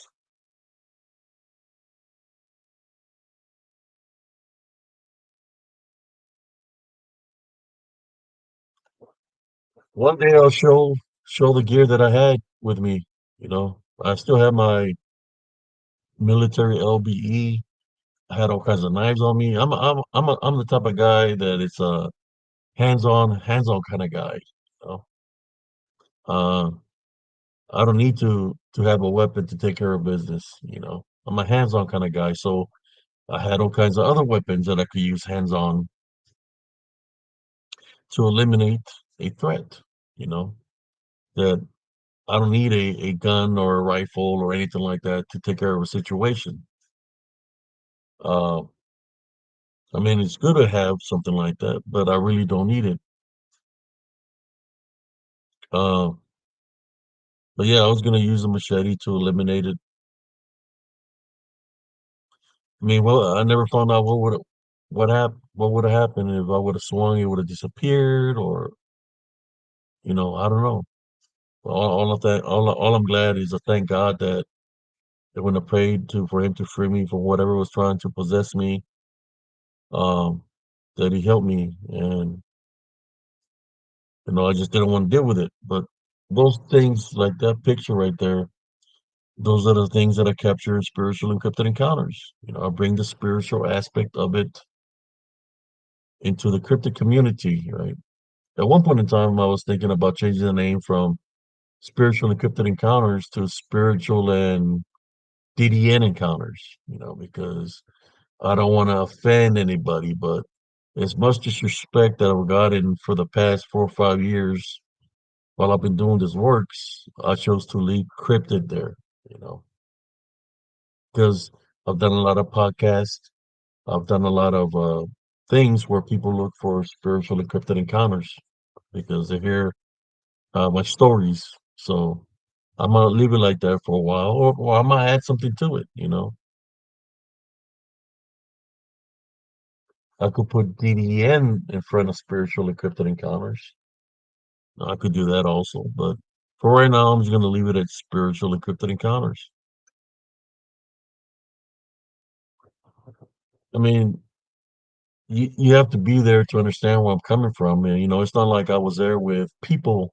I was there by myself, looking for this man in black that lured my son into the woods. I mean, my son is my only son. He was 5 years old, and something lured him into the woods, and I wanted to capture who lured him into the woods, right? To bring him to justice, whatever. That's why I went all decked out. I put on my military gear. I was all camouflage paint and everything, looking to see if I could find the person that lured my son into the woods. And I find out that it wasn't even a person. I found out that there is other things out there that are in the spiritual realm. When people think about something that lures children into the woods, you could think of the boogeyman. Some people call him El Cucuy, right? The boogeyman of Cucuy. That's one of the things that can lure children into the woods. A duende has the capability of luring the children into the wood. That black thing, up to my understanding, trolls and gnomes, right? Trolls. That looks kind of troll-like. Let's take a closer look at it. That one looks kind of troll-like, you know, and he's all black. My son said the man in black lured me into the woods. Well, there's a creature here that's all in black. You know, when children are small, they have the children mentality. So something can pretend to be their friend, and they can tell them, "Hey, come on, I want to show you something." They're speaking to them. I want to show you my home. So I believe that's how many children have disappeared from the face of the earth, like missing 401 cases, by these things here that are in the woods.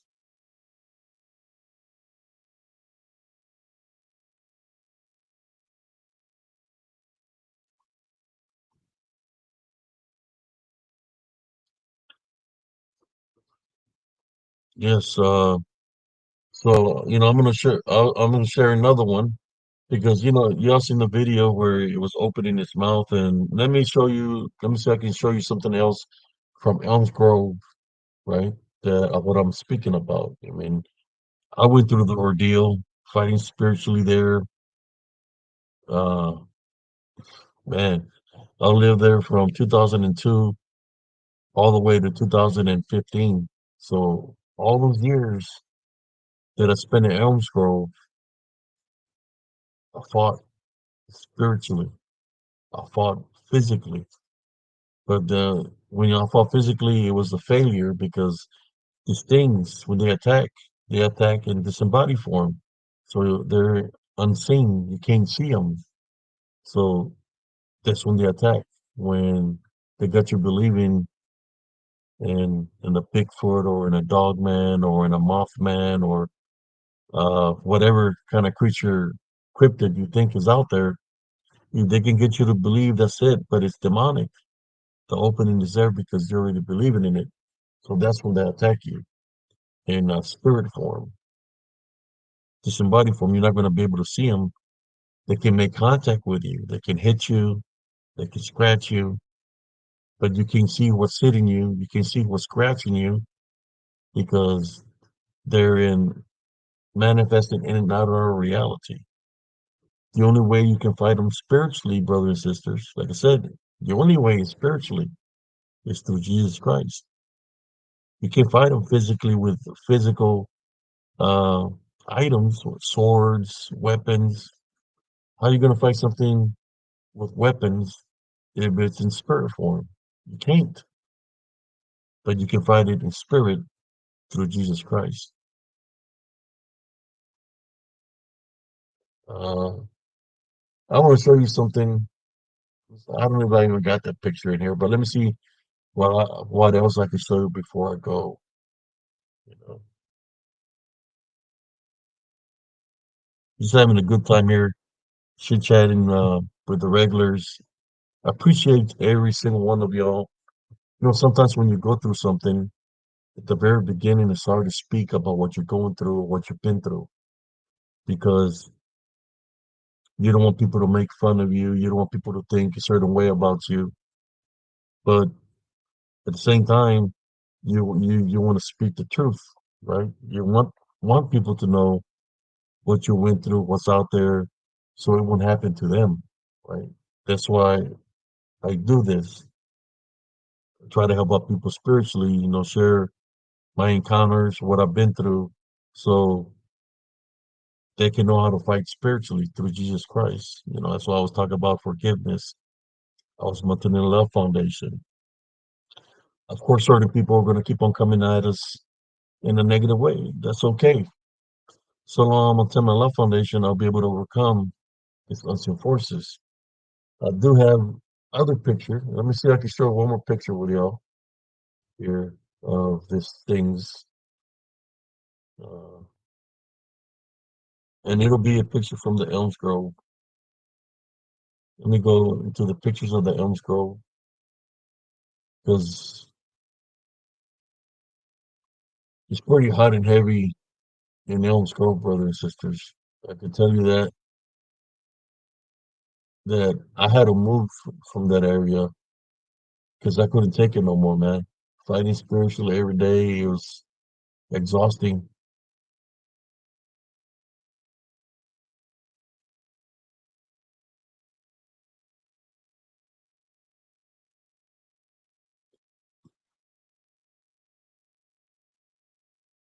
Yeah, I want to show you something.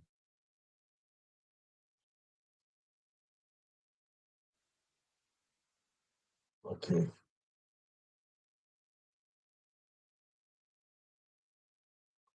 I'm gonna show you a picture of my son when he was young, and he's sitting on top of my truck.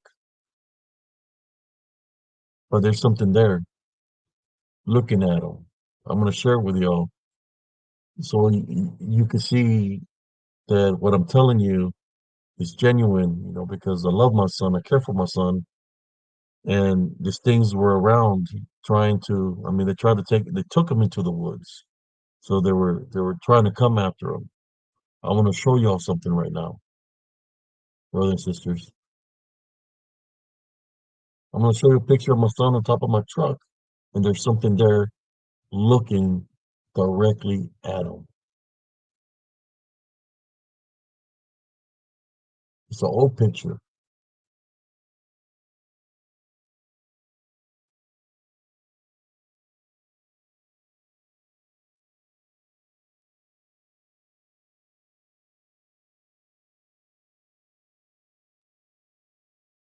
Boom.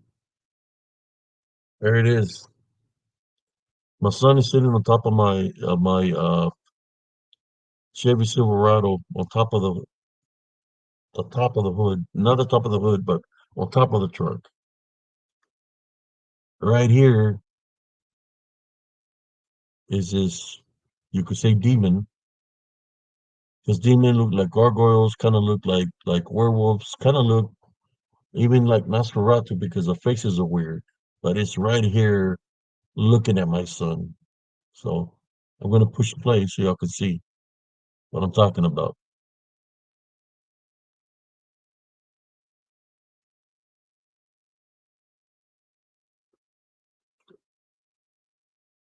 I'm gonna wait for it to get closer so I can do a close up of it when it stops. There you go. Here's the face, brother and sisters, up here.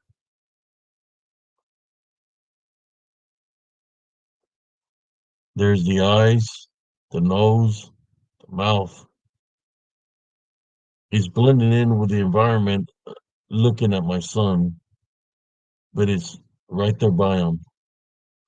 You know, when we talk about the mind of a child, you know how some say that they have imaginary friends, that the child knows how the imaginary friends look like. Was this demon trying to infiltrate and pretend to be my son's friend? Demon Nosferatu, whatever it is. Look at the ears. It's got some weird ears right here. He was there right beside him, trying to pretend it's his friend. There's my son. At this time, my son was probably like 6 or 7 years old. And the thing that looks like a Nosferatu or whatever it is, the way his nose is right here, right beside him. There's the head. So I'm just gonna push play, but I just wanted to share that with y'all. I'll go back to the live.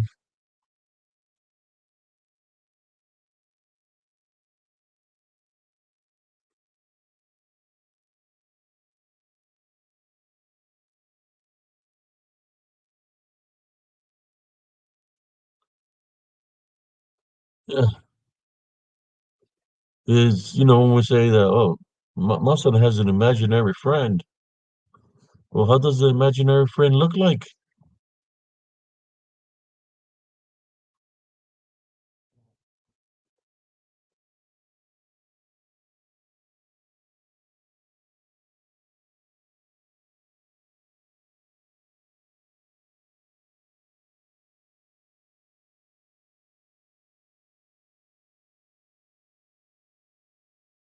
Yeah, I'm just giving you a view, showing you of the activity that was happening in Elms Grove, how these unseen spirits, demonic spirits, can manifest using the elements to show themselves. What is it doing looking at my son? Was he the one that lured my son into the woods saying that it's his friend? You know, I'm just showing you how he looks. Would you trust that thing right there with the child to say, oh, that's my son's friend?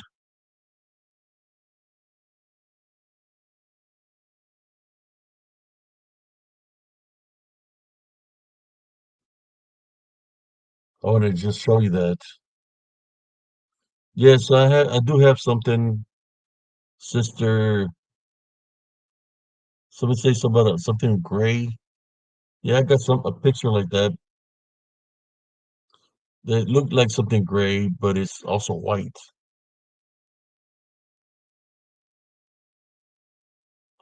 Yes, I got something like that. Okay, let me stop sharing this. I think I do have something that looks kind of grayish, whitish. Uh, looks like X-rays. No, people must say it's a cloak. Let me share it with you.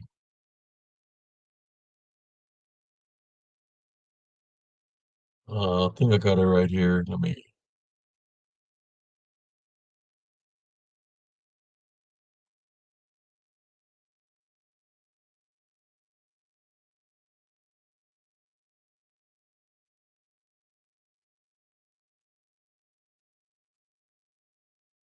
see. I can find it real quick.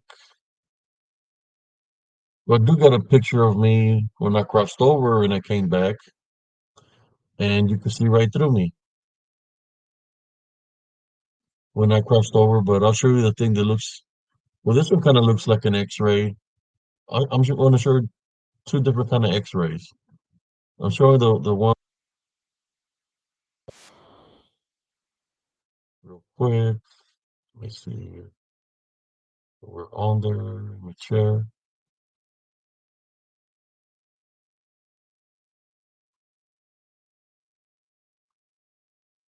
Okay, here we go.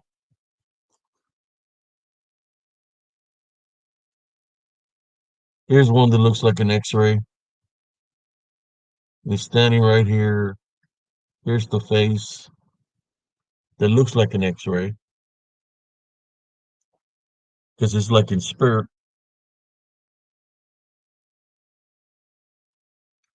It's standing right here. There we go. So right here, here's the face. Looks kind of like if it's white. Here's the legs. It's the body. But even here looks like a face, you know. But that's the body. That's the head. That's the nose, the eyes. Um, in the picture, you can see something here also. So I'm just gonna let it play.